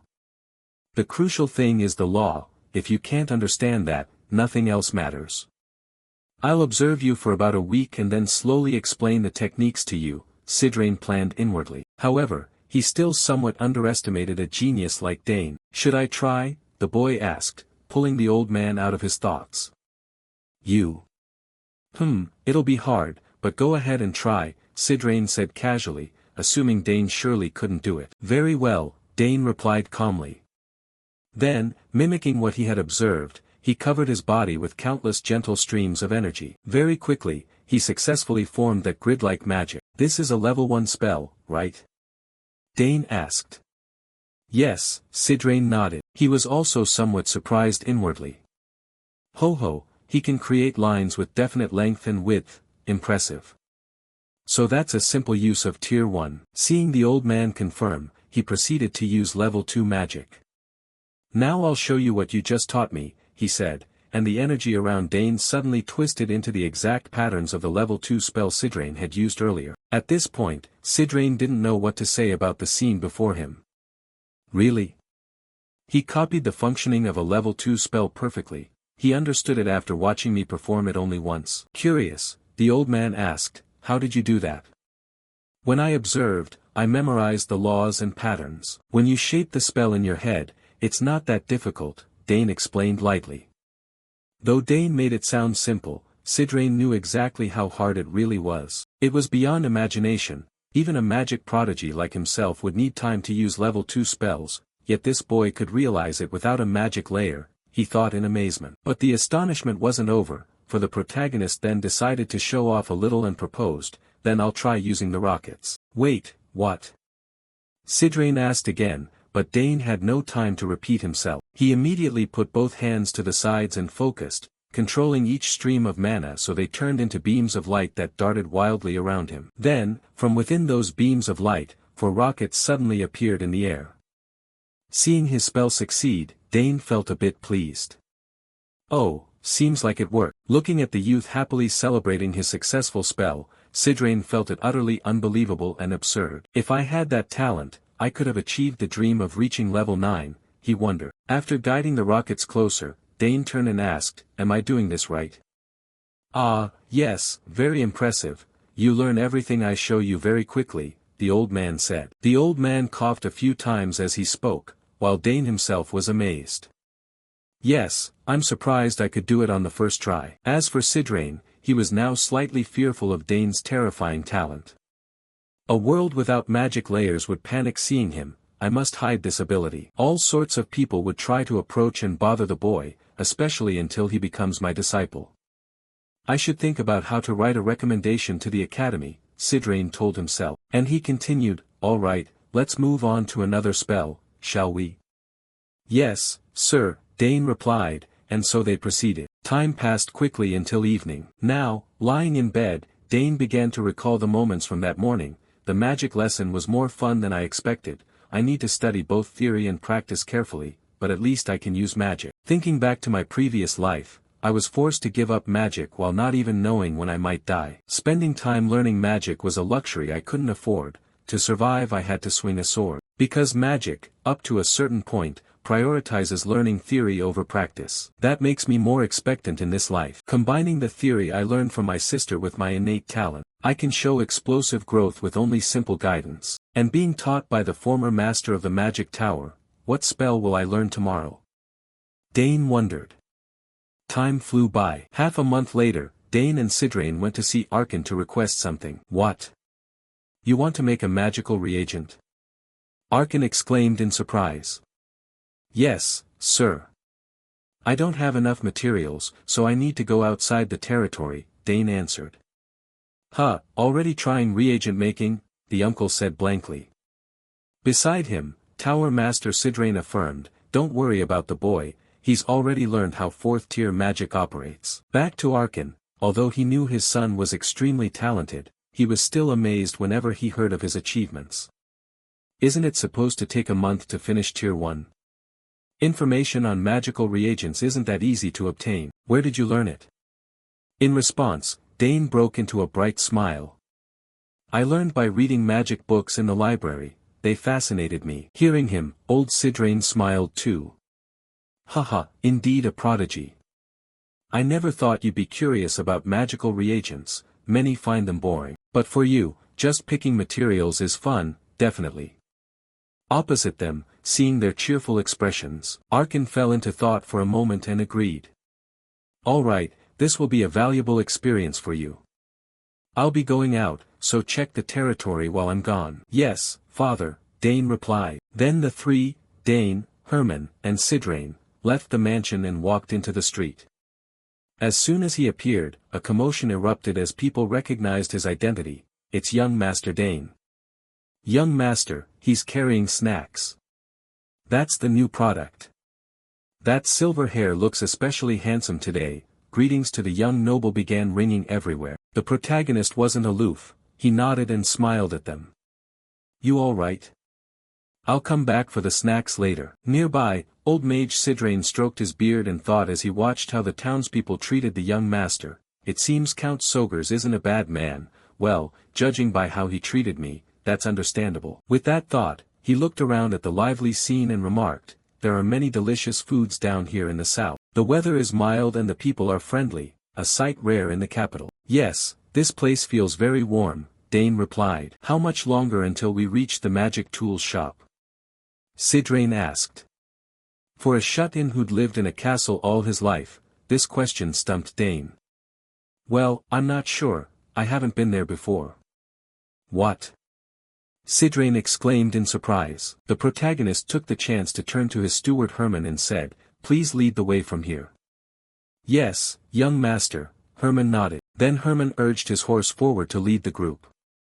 As they went he said, this way, it's not far now. Time passed quickly, the scene shifted to the magic tools shop, and Dane's group had just arrived. As soon as they entered, the shopkeeper excitedly said, oh my, is that really young Master Dane? His silver hair and emerald eyes are as astonishing as the rumors. Thank you for coming, how's business these days? Dane nodded in greeting. Faced with the question, the shopgirl shrugged and said, same as always, few people from the territory come to buy magic tools. I mostly sell to foreigners and anyone interested in magic. Saying this, as if recognizing Sidrain's identity, she respectfully added, I never expected the honor of meeting the former master of the magic tower, Sir Sidrain is here. Hearing the greeting, the old man smiled in return, while Dane was slightly surprised that she recognized him at a glance, understandable, since very few become masters of the Empire's magic tower besides this man. Turning back to the shopgirl, knowing they had come looking for something, she didn't waste their time, feel free to look around the shop, call me if you need anything. With that, she let them browse at leisure. Since this is your first time at a magic tools shop, look around comfortably, I'll talk with the owner for a bit, Sidrain said. All right, Herman replied. While the old man flirted, Dane took the chance to examine the various items on the wooden shelves and marveled, wow, this place has so many interesting things. There was also something strange, a rather familiar feeling that made him wonder inwardly. Moreover, when touching a magic tool, he could perceive its magical reaction. It was probably because his magical sensitivity was quite high. Thinking that, Dane suddenly sensed a strange aura drawing his attention. What's that? A fairly strong reaction is coming from over there, what is it? He murmured, turning his eyes toward where he felt the aura. The shopgirl, seeing Dane's posture, warned, young master, those are just decorations. Oh, are they? Dane muttered. The old mage then turned and said, why don't you take a look at some reagent materials? Moonroot is very good. Responding, the shopgirl seized the chance to advertise her goods. That's a perfect choice, there are at least 50 remedies containing moonroot. I grow them myself, the quality is excellent. Back to Dane, he was still unsettled by the strange sensation he had perceived. That's odd, he muttered, then focused to pinpoint the aura's location and immediately turned to look behind him. It turned out the whole sensation was coming from some kind of stone. Right, it's that, he realized. The stone was resonating, he thought, and hurried toward it. This made his steward Herman slightly puzzled.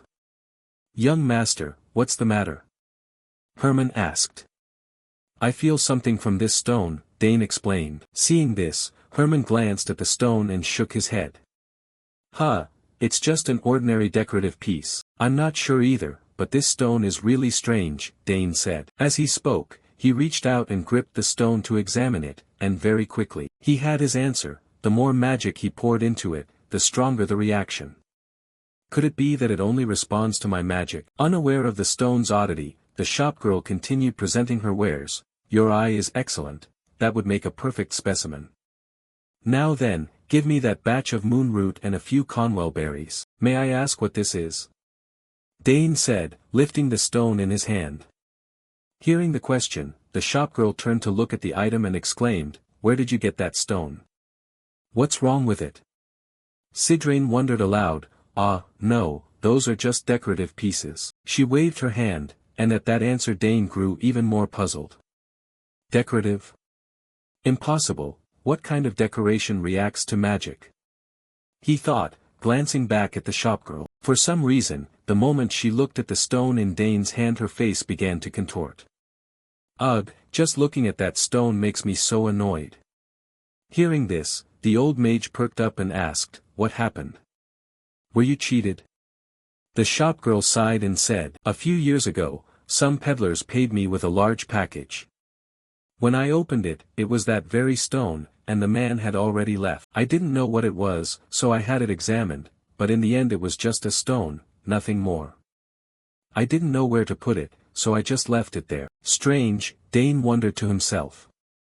Clearly this stone isn't ordinary, but instead of voicing his doubts to the old mage Sidrain beside him, he decided to keep the matter to himself. Back to the shopkeeper, seeing Dane unable to choose anything, she piped up with a suggestion. Young master, if you want something better, look over here, I have a few special magical artifacts. I'll show you. Saying that, she quickly produced a rolled-up paper and presented it. This is a roll of calling cards, blah blah.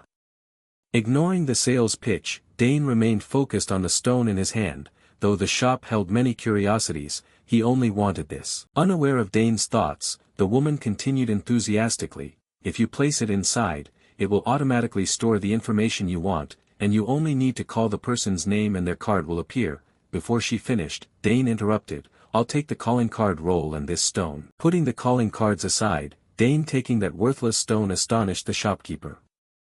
Why would you want that useless stone? Nearby, the tower master curiously asked, What do you intend to do with it? In response to both, Dane simply smiled without much explanation. After getting what they needed, they quickly left the shop. As they walked, old Sidrain turned and said, I didn't expect you'd be interested in decorations or art. Does that stone have something special? Realizing the old man had caught him, Dane chuckled a few times. Haha, you noticed.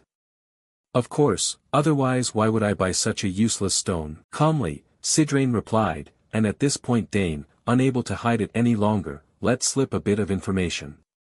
Exactly, this stone isn't just a decoration. It can react to my magic. Hearing the boy, Sidrain's face showed a growing interest. Is that so? I'm not sure what that stone is, but your words pique my curiosity. There are too many people here, let's return to the mansion and examine it more carefully.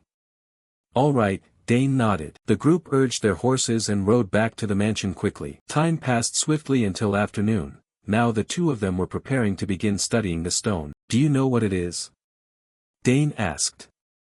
You're underestimating my invaluable experimental instruments, Sidrain replied. With them we'll learn what it is, even if a mage examined it and said it was nothing special. Hearing him, the old man's gaze carried some disdain. Humph, whatever anyone says, it can't compare to my devices. I've spent all my money on this advanced equipment. It can analyze anything you place on it, Sidrain said as he looked at the magical instrument he had brought out from pocket space. Seeing his confident assertion, a spark of expectation appeared in Dane's eyes. Great, let's test it right away. All right, I'm rather eager too. Just place the stone on here, then channel your magic into it, the tower master said as he placed the piece of stone onto the star-shaped sigil. And as soon as he infused mana into it, the hidden magic arrays within the device activated and began to analyze the item. There's something truly special, finally something to be proud of, the old man thought with a smile. Very quickly, countless streams of energy shot out from inside the star sigil. Looking at the ancient script within the streams of energy, Dane exclaimed, "It's a magical code." With his knowledge, Sidrain also noticed the anomaly and pointed out, "That's right, but it's not an ordinary spell." Watching the extremely complex magical currents weaving through the air, Dane could only stare in amazement. Incredible, this is a spell containing rules, structure, and casting methods I've never seen. It might be as complex as a 6th or 7th tier magic. At that thought, part of the matter became clear, so the magic hidden in the stone is what manifests the spell, Dane murmured. The old man smiled and said, "Yes, just as you said, your magic is the key that unlocks that spell. I say that because it only reacts to your magic." Back to Dane, hearing the Tower Master's words, curiosity stirred within him. What exactly is it? What magic is concealed inside this stone, and why does it respond only to my magic? The more he thought, the more bewildered he became. Meanwhile, the Tower Master wanted to attempt analyzing the spell. The sealed magic within is somewhat unfamiliar to me, but as a former master of the magic tower, I'll give it a try. Seeing the old man personally take charge, Dane asked, "If you succeed, perhaps I can learn why my magic differs from others."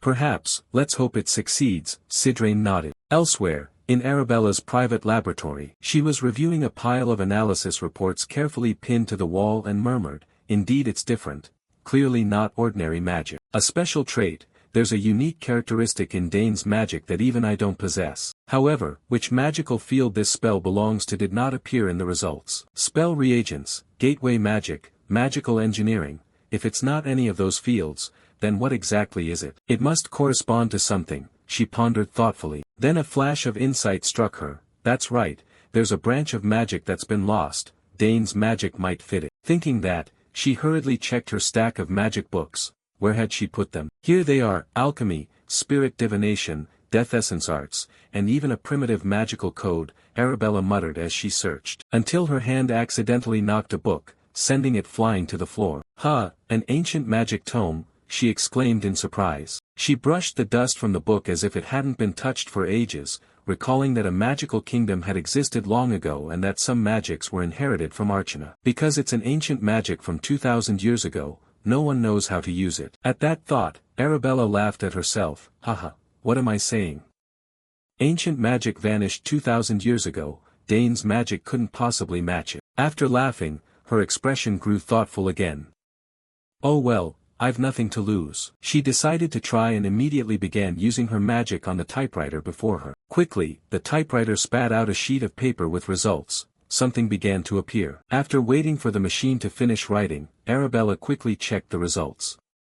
"What is it? Alchemy, divination, or, hopefully not death essence arts," she said, frowning. Not knowing what was recorded inside, after reading just a bit a lightning bolt struck her mind. "Impossible, what the hell is this?" Arabella shouted. Back with Dane's group, using his magical power, Sidrain quickly completed unsealing. At that moment the stone suddenly began to shatter into many pieces. This made the old man's face show a bit of pleasure. "The seal is broken, there's something inside," Dane frowned and said, "Yes." "Then I'll take it out," Sidrain nodded, and next, from among the fragments of stone the old man produced a very ordinary-looking bracelet. "A silver bracelet?" Dane asked in surprise. The old man widened his eyes too. After all their expectations, they were handed this scrap of junk that looked like something anyone could buy at the market. He'd hoped there'd be something special in the material, but there was nothing. "This is it. Because it only reacts to your magic, you should try wearing it," Sidrain said as he casually tossed the bracelet to Dane. Seeing that, Dane took the bracelet and slowly slipped it onto his wrist, and just as they expected, the moment Dane finished fastening it, the bracelet suddenly emitted a soft blue light. The old man's expression changed. "Oh, it's starting to react." Turning to Dane, who had noticed the change, he said, I can see some strange characters here." "What are they?" "Let's see," Sidrain said, widening his eyes to inspect the tiny, ant-sized characters. "Do you know what they are?" Dane asked curiously. Very quickly, with just a glance the old man recognized them. Yes, these characters are an ancient script that no one in the world can read." "Ancient script?" Dane asked in confusion. They are the characters used by the ancient magical kingdom Archana, the old man replied calmly. The protagonist had heard stories of that ancient kingdom, Archana. He'd heard Arabella mention it since childhood. She said it was an era when even the smallest items were crafted with magic, but one day that era came to an end. All that remained were a few relics, passed down stories, and this line of magical code. As for Sidrain, learning Dane was connected to the long-lost magical kingdom filled his face with excitement. Haha, I knew your magic was special, but I didn't expect it to be linked to an ancient magical kingdom. That must be why I could move so easily in that forest these past few days. Dane nodded in reply. That seems likely, the magic from that forest originates from Archana, the old man said with a sidelong glance, his desire to make Dane the subject of his research growing stronger. Turning back to the protagonist, after examining the bracelet and feeling it a little, he shook his head. I still don't see anything else in this bracelet. In response, the former tower master, who didn't know much more, could only offer some advice. You can investigate it slowly, but don't talk about this outside. Yes, I'll follow your instructions, Dane nodded. Then, suddenly, both of them heard a strange sound, like something cracking. What was that noise? They said in unison. Don't tell me that alarm sound means a monster is attacking, Sidrain said anxiously. It's understandable, he'd been in a weakened state, but at that moment, after checking and sensing himself, Sidrain discovered he could use mana normally again without causing any harm to his body. Thanks to that, the old man regained his confidence. Haha, good. My body has almost fully recovered. I'll relax a bit, finally I can repay the favor. Saying that, the old man grew restless, wanting to smash something in celebration, and turned to Dane. What are you doing? Go fetch a spear or something. What is that? It sounds like it's coming from over there. Seeing the old man's excitement, Dane calmly explained, this sound has nothing to do with monsters. That sound means my eldest sister is trying to contact me, he said, looking at the pendant repeatedly sending call alerts in front of him. His explanation deflated the old man's enthusiasm. What? You should have said that from the start. Haha, there's no way a monster would appear around here. Now if you'll excuse me, I'll talk with my sister for a bit, Dane replied awkwardly. He then contacted his sister Arabella. Yes. Is something wrong? On the other end, Arabella was slightly annoyed that her brother took so long to pick up. Dane, why did you take so long to answer? Sorry, did you call me for something? Dane asked. Hearing this, Arabella moved on to the main point. While I was analyzing your magical code, sensing something, she paused and asked, wait, do you have someone beside you? Without answering that, Dane, as if guessing, replied, don't tell me you also realized my magic is ancient magic. What? How did you know? Arabella shouted. After he explained everything, finally, Arabella understood the situation. Ah, so that's it. When you and Master Sidrain were analyzing a stone you guessed it came from the ancient magical kingdom, and you said the stone only reacts to your magic. Yes, that's right, Dane nodded. Meanwhile, Sidrain, realizing Arabella also knew Dane's magic was ancient, clenched his teeth. She recognized that just by analyzing the boy's magic. I knew she's a genius, but she's more talented than I imagined, he thought to himself. Turning back to Arabella, once everything was clear she asked worriedly, does anyone else know about this? No, Dane answered. Good. Dane, listen carefully to me, she said, and Sidrain should listen too, you'd better keep this secret. If you reveal this now, you won't be able to bear the consequences, she warned. Hearing Arabella mention him, the old man cleared his throat. Ahem, Miss Arabella, I've heard quite a bit about you from Dane. Oh, you're Master Sidrain. I jumped straight into the matter and forgot to introduce myself. Don't worry, I'll keep this secret, she said. If this leaks, not only Dane but the entire Soger's family will be in deep trouble, the old man declared. Indeed, you understood the gravity immediately, she said. Arabella cheerfully asked, will this conversation be recorded? He asked. No. As soon as this call ends, it will automatically disappear. Good, no one wants stray evidence. Besides, I plan to return to the magic tower to investigate this matter, Sidrain added. Thank you for helping us. No, Miss Arabella, I'm doing this from the responsibility of a mage, so it's nothing. The old man waved his hand. Then, as if recalling something, he asked, I've heard you're looking for a magic tower to join, right? Have you decided which tower to enter? As for Arabella, hearing this she understood Sidrane's intention. Not yet. However, I'm not considering the Nixian magic tower, it doesn't specialize in the field I love, she said awkwardly. Earlier I wondered who the boy took after in his decisiveness, seems like his sister. Sidrane thought to himself. But quickly his focus returned to Dane, so Arabella's refusal didn't disappoint him much. Haha, I understand. You don't have to come from our tower, Sidrane replied, and Arabella offered reassurance. I'm sure talented people will join your magic tower. Anyway, Dane, we'll discuss the details later, okay? Okay, take care. Dane nodded and quickly ended the call. After the conversation ended, the tower master nodded. Your sister has become quite talented. Hearing this, Dane felt a bit proud. Of course, she made this artifact. She said this refined crystal orb is the trend among young mages today. Turning to Sidrane and looking at the communication device in Dane's hand, he shook his head slightly. Impressive, but I don't need such a gadget. When someone reaches rank 8, communicating with others isn't what they desire. If there's something important, they can just come see me directly, right? Yes, I understand, Dane said, satisfying the old man, and he also guessed that Sidrane probably had no friends. Putting that aside, Dane quickly told his parents the story that he possessed ancient magic. You say ancient magic? That makes me a bit worried, Arkin said. Haha, don't worry, father, Dane laughed. Nothing will happen. If anyone targets you, I'll make them pay, his uncle said in a rough voice. Beside him, Lady Lily promised, sounds good, mother will silence anyone who goes after you, in her own way. Seeing his parents so warlike, Dane began to break out in a cold sweat for anyone thinking of targeting him.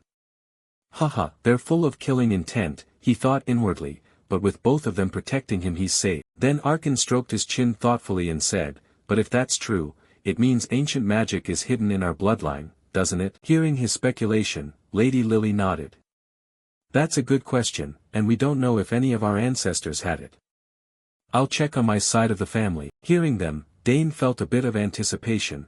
If both sides investigate, what might they discover? It's not crucial, but he's curious. Putting the ancient magic aside, Lady Lily looked thoughtful and turned to her son.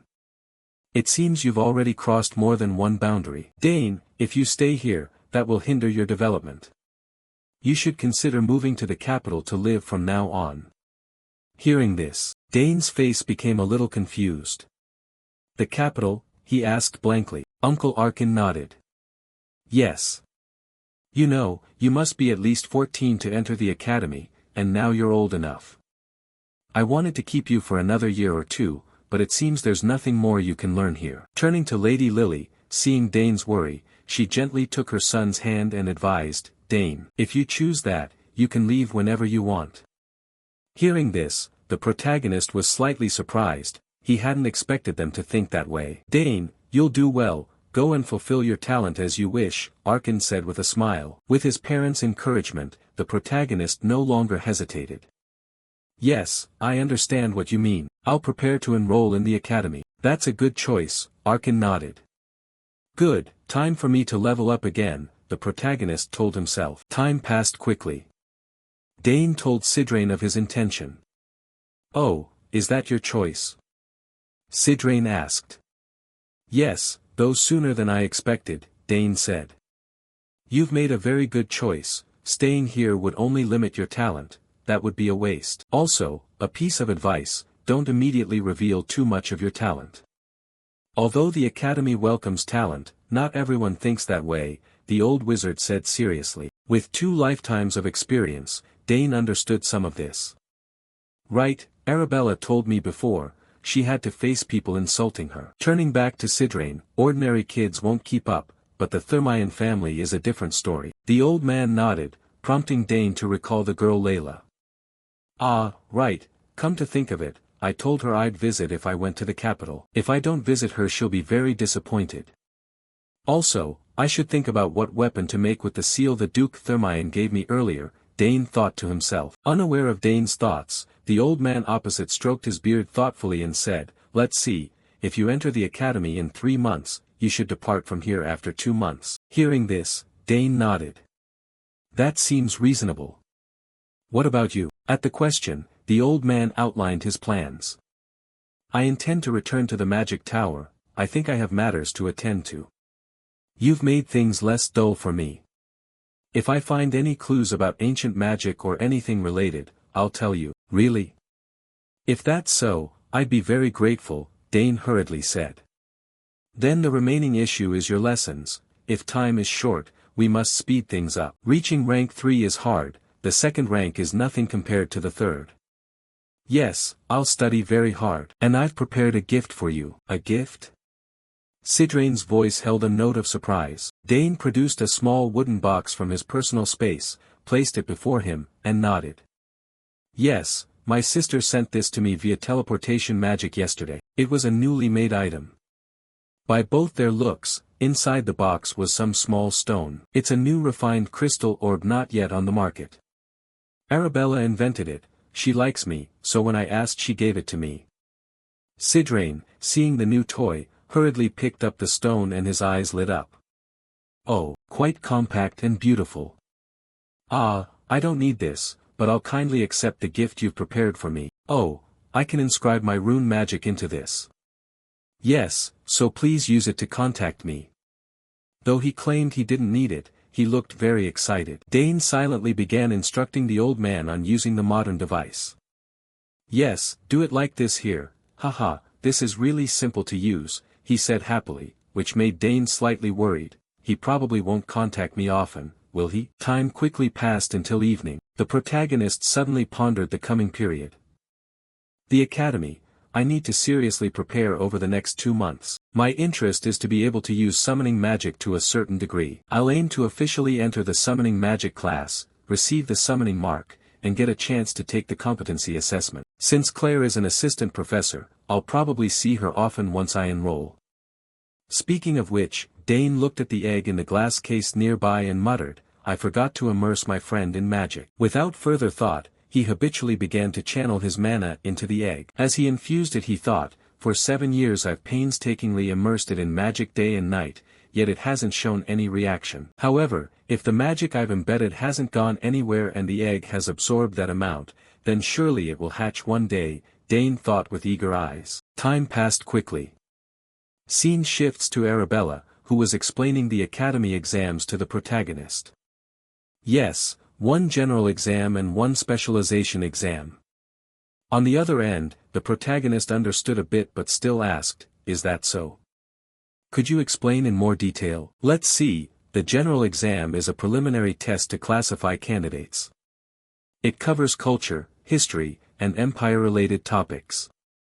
You should be able to pass it without issue. Of course, the better you do, the more beneficial it is, since it's counted toward the entrance evaluation. The next exam is the specialization exam. As the name suggests, you'll choose a specialty and be tested on it, the content depends on the professor. But I believe you'll definitely pass, and you even have a letter of recommendation," Arabella said confidently, showing no doubt about Dane's ability. "Ah, I understand. You sisters passed it easily too, right?" Dane asked. "Yes, there was really no difficulty," Arabella shrugged. Before reminding her younger brother further, she added, "However, once you've chosen a specialty, you must stick to the specialty you selected for the specialization exam, unless you want to change majors later." "That's right, so choose carefully at first. I still don't hope our youngest chooses the magic specialty," she said on the other end of the line. Dane, who was practicing swordplay, forced a smile at that. "Haha, you still won't give up, huh? Alright, I'll think about it." "So if I want to change specialties after enrollment, the only way is to transfer majors?" he asked. "Usually yes, unless you graduate and want to start over. Of course, you can attend other specialty classes, but typically from the 3rd year on, advanced specialty classes won't admit students from other majors," Arabella explained slowly. With that information, Dane fell a bit silent and then said, "So I have to choose a single specialty to follow." On the other end, as if remembering something, Arabella immediately reminded him. Ah, right, there's a program called the Elective Specialty for talented people like you, Dane. They have that too. Sounds interesting. Dane exclaimed. But it's not easy at all, Arabella cautioned her brother. Unless you intend to deliberately fail, no one wants to sign up for it. Arabella shook her head. Why is that? Dane asked curiously. Because up to now, no one has passed that exam. Oh, I see, the protagonist nodded and exclaimed. Hearing his voice, Arabella paused a step and worriedly asked, Don't tell me you're thinking of trying it, are you? No, of course not, sister. Lord Sidrain is here, I'll contact you later, Dane denied and immediately ended the call. At that moment, Arabella felt a twinge of regret. Had she pushed him too hard? No, but magic is better. At the same time, a female voice called from ahead, Senior Arabella, the professor is looking for you. Alright, I'm coming now. Back with old Sidrain, that afternoon he brought Dane the letter of recommendation he had promised. Here, the recommendation letter I promised you, he said, handing it over. Dane hurriedly accepted it and asked, You really wrote this for me? The old man stroked his beard and puffed up. Not just the form but the content, I put careful effort into it. I've written several recommendation letters, but this is the first time I've invested so much heart.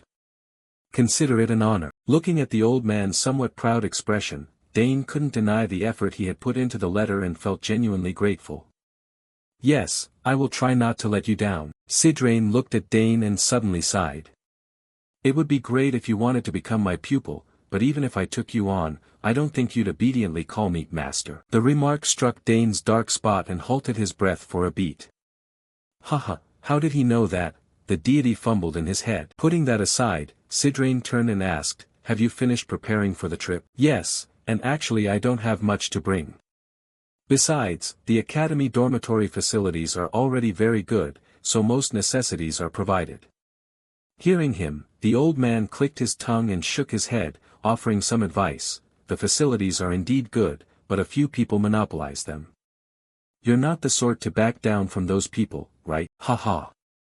Hearing him, Dane thought the academy sounded like a gathering of petty nobles and gave a crooked smile. Immediately Sidrain caught that expression and, guessing his thoughts, warned him, Don't forget this, place may be harsh. If you show contempt, many will reveal their true nature and bare their fangs. On his side, hearing the reminder, he quickly pulled himself together and thought that it would be no different from a battlefield. After thinking that, he nodded in affirmation. Yes, I understand. Seeing this, the old man added, If you need anything, contact me. That crystal orb you mentioned is truly useful, I'll make good use of it. Speaking of Dane, hearing the old man's words that sounded like a farewell, he asked, Why do you speak as if you're about to leave? As soon as the words left him, Sidrain's eyes flashed with surprise. You noticed? I'm leaving tomorrow. Really? Dane said regretfully. I can't stay here forever, can I? Your father offered me the position of magical advisor, but I'll think about that later. When there's nothing left to do, you know, I have many tasks to finish when I return. I thought I'd completed everything, but it turns out there are still many missions I need to carry out, the old man said, patting Dane's shoulder. This made him think of the ancient magic matter. Is he talking about ancient magic? Helping him would be like helping myself. It's not bad, Dane thought internally. Anyway, thank you, kid. Yes, thank you for everything, Dane nodded. Indeed. I'm eager to see how strong you'll be when we meet again. Well, I'm off, don't see me off. You'll embarrass me, he said as the old wizard turned and left. Please take care, Dane replied, feeling a touch of sadness. Perhaps because they'd spent a long time together, he felt a little sad at his departure. Time passed quickly, and one day that month Arkin and Lily talked. Lord Sidrain has left safely, and Dane said he'd depart today, right? The uncle asked. Yes, the boy says he's ready, came the answer. Hearing he'd leave early put her at ease, but would he have any trouble on the road? Lady Lily worried a bit about her son's first real social outing. Count Arkin patted his wife's shoulder and reassured her, We'll use the teleport gate Arabella prepared, so what's the problem? At those words, the lady relaxed a little. Yes, I was worrying for nothing. Turning to Arkin, thinking of the family's affection, he broke into a happy smile. All in all, I think we've raised our children well, while kids in other families are busy fighting for headship. We'll have to make clear decisions someday, but I won't favor anyone, he said calmly. At that moment, the bedroom door opened. Then Dane stepped in. He had finished preparing everything needed, so he came to bid his parents farewell. Parents, seeing him enter, they nodded. Oh, Dane, you're here. Are you about to leave now? Did you bring the token mother gave you along with the dark edge? Lady Lily asked. Of course, Dane said with a smile. Lady Lily couldn't help giving more instructions. If you truly encounter difficulties, go to the place I told you and present that token. Yes, I remember. Are those people Mother's former colleagues? Dane asked curiously. Yes, they're Mother's close friends. Though it's been a long time, they'll certainly help you, Lady Lily said confidently. Meanwhile Count Arkin was sweating a little. Could our Dane really be going there? Is he starting down the path of an assassin, he wondered. To prevent Dane from going there, Uncle Arkin hurriedly warned him, Dane, when you arrive at the capital, seek out Duke Thermion before entering the academy, the Duke will help you. Yes, father, he replied. And before they parted, suddenly Lady Lily couldn't hold back her tears. Dane had grown up and was about to leave them. Seeing his wife like that, the uncle could only force a smile. Haha, send him off with a smile. My lady, of course, we won't go far, she said, brushing away her tears.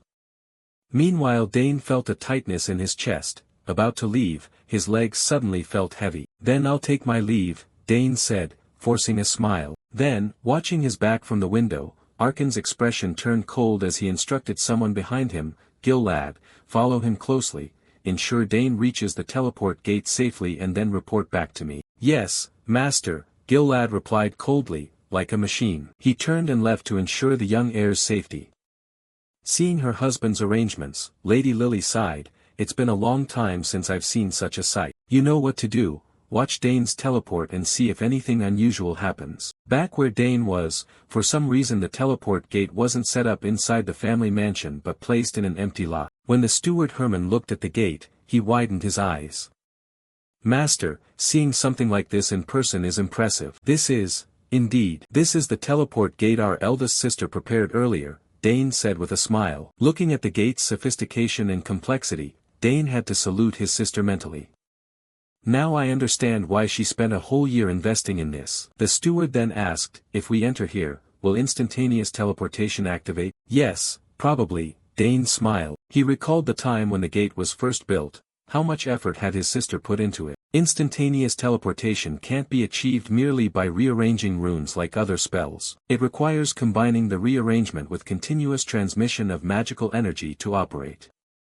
However, the gate his sister installed was a perfect device meeting all conditions for instantaneous teleportation, Dane thought. Then, before parting, Herman said sadly, Master, please take care. Yes, take care of your health, Herman, the young man said, patting Herman's shoulder as he saw the steward blink back tears. Then he slowly stepped onto the platform, inside the gate and reflected. She said that as long as he channeled magical energy into the gate, it would activate. Thinking it, he acted. Dane began to radiate a stream of magical energy and channeled it down to his feet. Immediately the gate emitted a faint, ethereal light. Finally, Dane's figure suddenly vanished within the layer of energy. Time quickly passed and the scene shifted to the capital.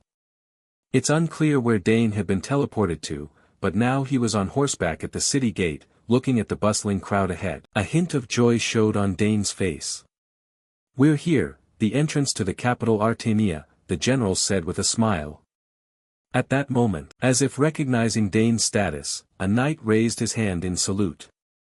I've been waiting for you, young Master Dane Sogers. I am Luik Asmar, captain of the Thermion family's 1st Knight Squadron. Oh, so it's you, Dane replied as if that were expected. He didn't really know who this man was, but having the captain himself come to fetch him made him a bit uneasy. Unaware of Dane's thoughts, Captain Luik continued, from now on we'll escort you. Saying that, he turned to give instructions to his 2 subordinates. Ensure the route is secure. Yes, Captain, the 2 answered in unison. Then let's depart immediately. I appreciate it, Dane nodded. At the same time he felt a strange thought, actually being here felt odd. He never expected he'd set foot in the heart of the Thermaean Empire he once hated, and as a promising figure at that. As they walked the road to the castle, Dane heard countless market cries, "Hurry up! Cheap! Triple frozen by magic, only 1 silver coin." Hearing these sounds, Dane couldn't help but enjoy looking around at everyone and silently chuckled inwardly, so many oddities. He hadn't expected the capital to be this bustling. Just as he thought that, Captain Loic turned back and reminded him, "There is the Thermaean family estate. We've arrived." Hearing this, Dane looked ahead and was awed by its scale. The estate was magnificent. He couldn't help exclaiming as before him loomed a vast architectural complex. However, there wasn't much time to take it in when suddenly he felt as if someone were watching him from behind, something strange. It felt like someone was following him. Could it be just imagination? Dane told himself inwardly. Putting that aside, following the knights, Dane soon reached the main gate where servants stood solemnly on both sides to welcome him. "Welcome, young Master Dane Sogers." Hearing this, Dane turned and nodded in greeting. "Thank you for the reception," he said. And he praised the group. "Your formation is very orderly." The etiquette and ceremonies felt natural and strong, very different from the south, he thought. He then stepped forward to face his uncle, Duke Bout. The man he had last seen in childhood stood before him. Dane followed proper manners, dropping to one knee to salute. Dane Sogers requests an audience with Duke Thermaean. In response, his uncle smiled broadly and nodded. "Yes, it's been a long time. Dane, how have you been lately? The journey must have been hard. Come inside and rest." Saying that, his uncle hurriedly led him into the house. He took a moment to study Dane's current appearance and exclaimed, "Oh, just a glance shows you're completely different from 7 years ago. Among kids your age, no, even compared to those a year or two older, few could match you. Arkin must be proud." Saying this, his uncle gave Dane a congratulatory pat on the shoulder. Dane politely replied, "You flatter me." Upon hearing that, Bout added, "Though you can't compare to Bitch Zhang, rest comfortably while preparing for the academy entrance exam. I'll arrange a personal servant for you, so tell me if you need anything." Turning back to Dane, grateful for his uncle's thorough arrangements, he thanked him and then asked about Layla. "Yes, of course, by the way, how is Layla these days?" "Of course she's well, but are you quarreling with Layla?" his uncle asked with a laugh, leaving Dane puzzled. "Excuse me? What do you mean?" he asked, his voice full of confusion. Bout sighed heavily as he thought of his daughter's recent expression and shared, "Lately, whenever I mention you, she seems unhappy. Perhaps it's partly due to pressure from the entrance exam, but Layla will easily get through it." He chuckled, increasingly puzzled about the real cause of her irritation. In reply, Dane said he would meet Layla in person to ask her, though inwardly he speculated whether it was simply because she'd reached puberty. Across from him, Bout agreed that it might be easier for the young people to talk it out themselves, nodding, "All right, we'll discuss this later." He warned him not to be too harsh with her, soon enough he'd understand. "Now go to your room and rest, a servant will show you the way." Soon a servant arrived and escorted Dane to his room. Before leaving, he bowed and said, "I hope you rest comfortably."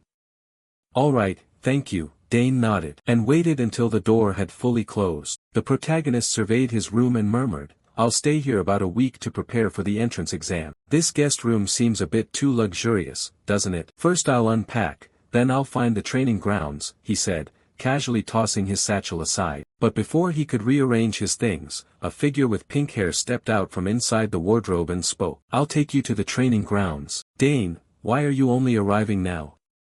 I've been waiting for you a long time." Hearing that familiar voice, Dane eagerly turned around and replied cheerfully, "Layla, long time no see, how have you been?" Contrary to Dane's cheerful tone, Layla seemed irritated for some reason, just as his uncle had said. "I'm fine, more than fine, but don't you have anything to say to me?" she demanded, striding toward him as if to confront him, causing Dane to step back a few paces, startled by her angry manner. "Huh? What do you mean?" Dane stammered. "Why didn't you write to me?" Layla shouted, and only then did Dane finally realize why his friend was so upset. His eyes showed guilt as he explained, "I meant to reply but forgot, sorry." "Is an apology enough?" Layla retorted loudly. This twisted the protagonist's face as he tried to explain further, I came here in person, and with all the preparations for leaving the family I wasn't in the right state of mind. Forgive me this time. Layla puffed out her cheeks, turned her face away, and refused to look at him, making it clear she was very angry. With no other choice, Dane gritted his teeth and asked, what can I do to apologize? I'll do whatever you say. Hearing this, Layla finally looked at him and asked, really? Dane reminded himself he had to get out of this situation for now, but what should he do? He wondered, then asked aloud, so, what should I do for you? He asked. Layla immediately proposed excitedly, all right, how about a light match? A match? Dane asked, puzzled. Yes, fight me, Layla repeated cheerfully. Though puzzled by the request, Dane gladly accepted, all right, let's see. From Layla's perspective, seeing his confident stance she felt pleased and said, are you sure you won't regret it? I'm much stronger now, I can't be compared to the girl who learned to release mana from you back then, she shared happily. This surprised Dane inwardly. Judging by her confident demeanor, she seemed to have matured a great deal over the past 7 years. Thinking of that, as if remembering something, Dane asked again, now that you mention it, you wrote in your last letter that you won some contest. Opposite him, Layla's eyes lit with joy at his mention. You still remember? I won the Dantier prize held by the royal family. Ah, that's it. It's the competition for boys and girls under 15 in the Empire, right? Dane asked, and Layla nodded in confirmation. Yes, that's a very high-standard competition. If you had entered, we'd surely have met in the finals, what a pity. Hearing this, Dane seemed a bit excited and replied, that regret can be resolved now. But Layla, for some reason, looked worried at that point. Are you really all right? You still have the entrance exam to take, what if you get injured? I'll be fine, Dane waved his hand with great confidence. Seeing his response, Layla had no reason left to refuse. All right, it's late today, tomorrow as soon as we wake, let's have our match. Time quickly passed to the next morning. Scene shifts to a spacious courtyard. As promised, Dane and Layla were present to prepare for sparring. When the topic turned to weapons, Dane hesitated and asked, use training weapons? Hearing his question, surprise flashed across Layla's face. Do you still use blunt weapons? Dane shook his head slightly, no, but this is just a light match, so training weapons are fine. No matter how skilled a warrior is, you can't handle every eventuality. What if you get hurt during the fight? Dane said with a serious look. Layla could only sigh at how deeply he was thinking. Don't worry, our family's best healer in the Empire works for us, she explained. Dane warned again, but what if something happens that even the healer can't fix? Layla the swordswoman was at a loss for how to answer. Seeing this, Dane added, if you want to wield a bladed weapon, you have to think that way. Hearing that, Layla complained a little, it's just a match. Why are you so serious? Fine, training weapons it is, she sighed irritably and turned to instruct the waiting servants, bring the training weapons here for me. Yes, miss, they replied and quickly ran off to fetch the weapons. From Dane's viewpoint, looking at Layla's current bearing, he offered a small smile. Indeed, she had become a proud young woman as rumored. People said she would soon match the achievements of her two brothers active as knights, perhaps Duke Thermion had produced his first female head of the household. Indeed, back then releasing mana had become a great driving force, Dane thought to himself. Layla beside him had similar thoughts. Dane, thanks to you I learned the basics of mana control faster than my peers, and now I have 2 mana cores. Thinking of that, Layla glanced at Dane and said, I've waited a long time for this day. If I win, will you be upset? At that moment a servant brought 2 training weapons. Miss, the weapons are here. Thank you, Layla nodded. She casually tossed Dane a wooden spear. As soon as he held it, the protagonist swung it a few times to test its feel. Right, as training weapons they are fairly light. Is that a problem? On the battlefield you can use anything, Dane told himself. He immediately took an attack stance. Ready, begin. Seeing this, Layla tightened her grip on her sword and nodded, all right. Thus, both stared at each other, not yet launching their attack. From Layla's perspective, she reminded herself she was lucky to have faced spear users before, she had practiced against spear opponents in the Dantier Cup. But it wasn't hard, the spear has long reach, but its impact weakens sharply at close range. If that's the case, then charge in all at once. Thinking that, Layla propelled power into her legs and lunged forward like an arrow. She closed the distance to Dane to limit his reach, and as she neared him she thrust her sword forward hard, but before the tip could touch the protagonist, his figure suddenly vanished. Layla's motion abruptly halted.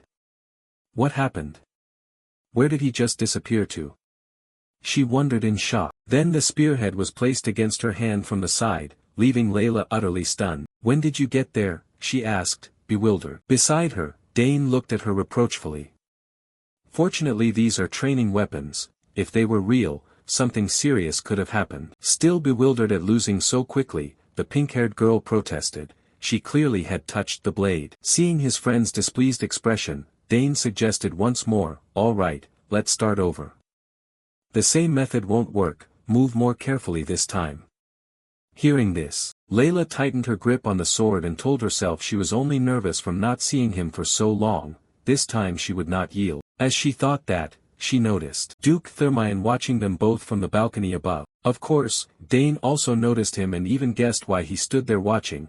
Duke Thermion had come to check the final result. I know his intention. After winning the Dantier Cup, he worries a lot because Layla worked so hard, Dane thought. Today I'll put those worries to rest, Dane murmured to himself. From Layla's perspective, Thermion's presence made her even more determined.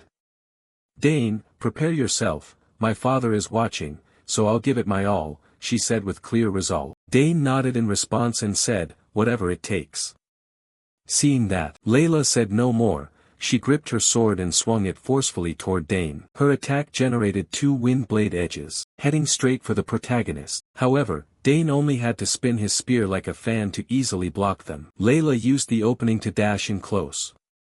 Well, not so easy, right, Dane, she said as she drove her sword forward. But Dane's gaze held slight disappointment.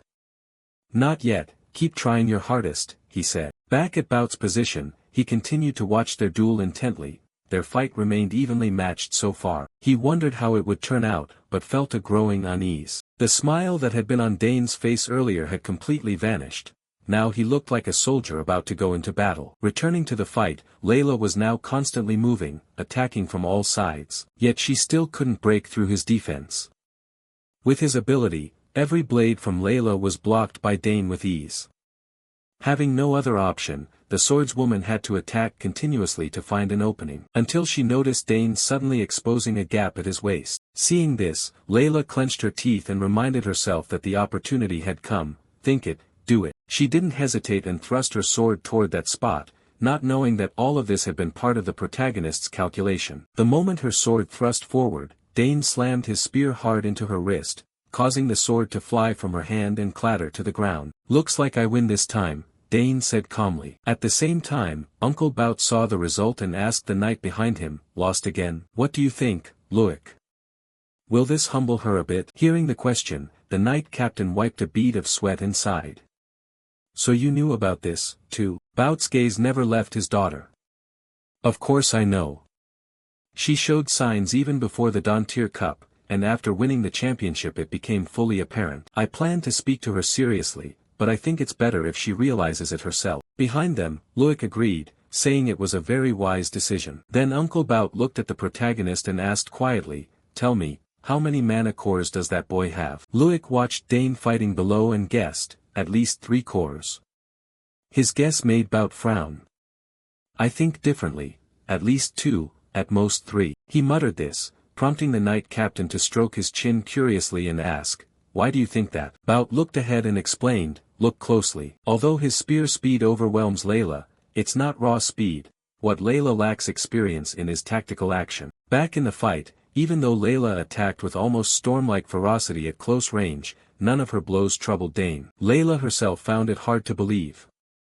You can block them all? She asked. Dane confidently affirmed to her, I can see all your moves. At Bout's position, a hint of memory flickered across his eyes. Layla's greatest growth came after the southern inspection 7 years ago, after meeting Dane, and perhaps this time was similar. Behind them, Luik, having observed Dane's ability, praised freely, it's quite interesting.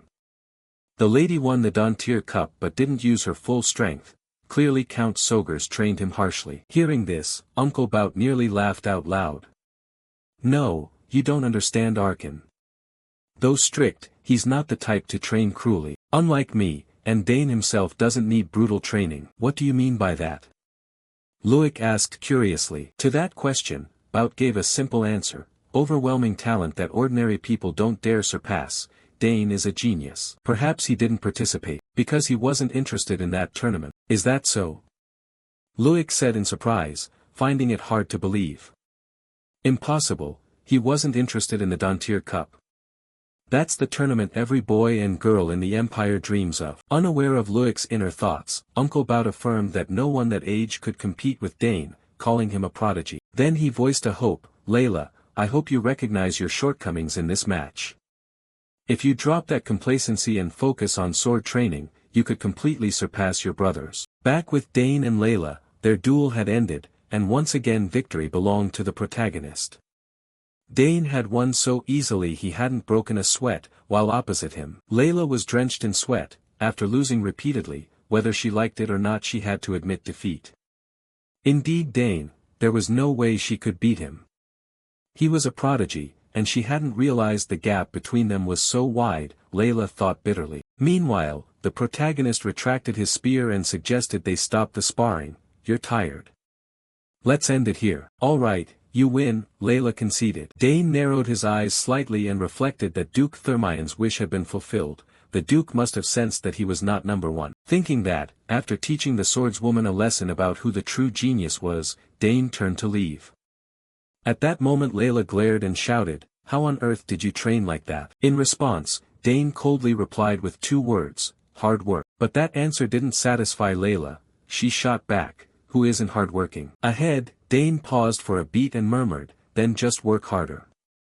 I'll be going now. His words left Layla momentarily stunned. She then shouted defiantly, next time you won't win. Fine, I'll wait, Dane replied calmly and walked on. Following his retreating back, the swordswoman's thoughts returned to her memories. She began to recall childhood memories. He was the only child she admired. He was also the one she wanted to surpass. Given guidance and time, she wanted to prove she was no longer a little girl. But why did he keep pulling further ahead?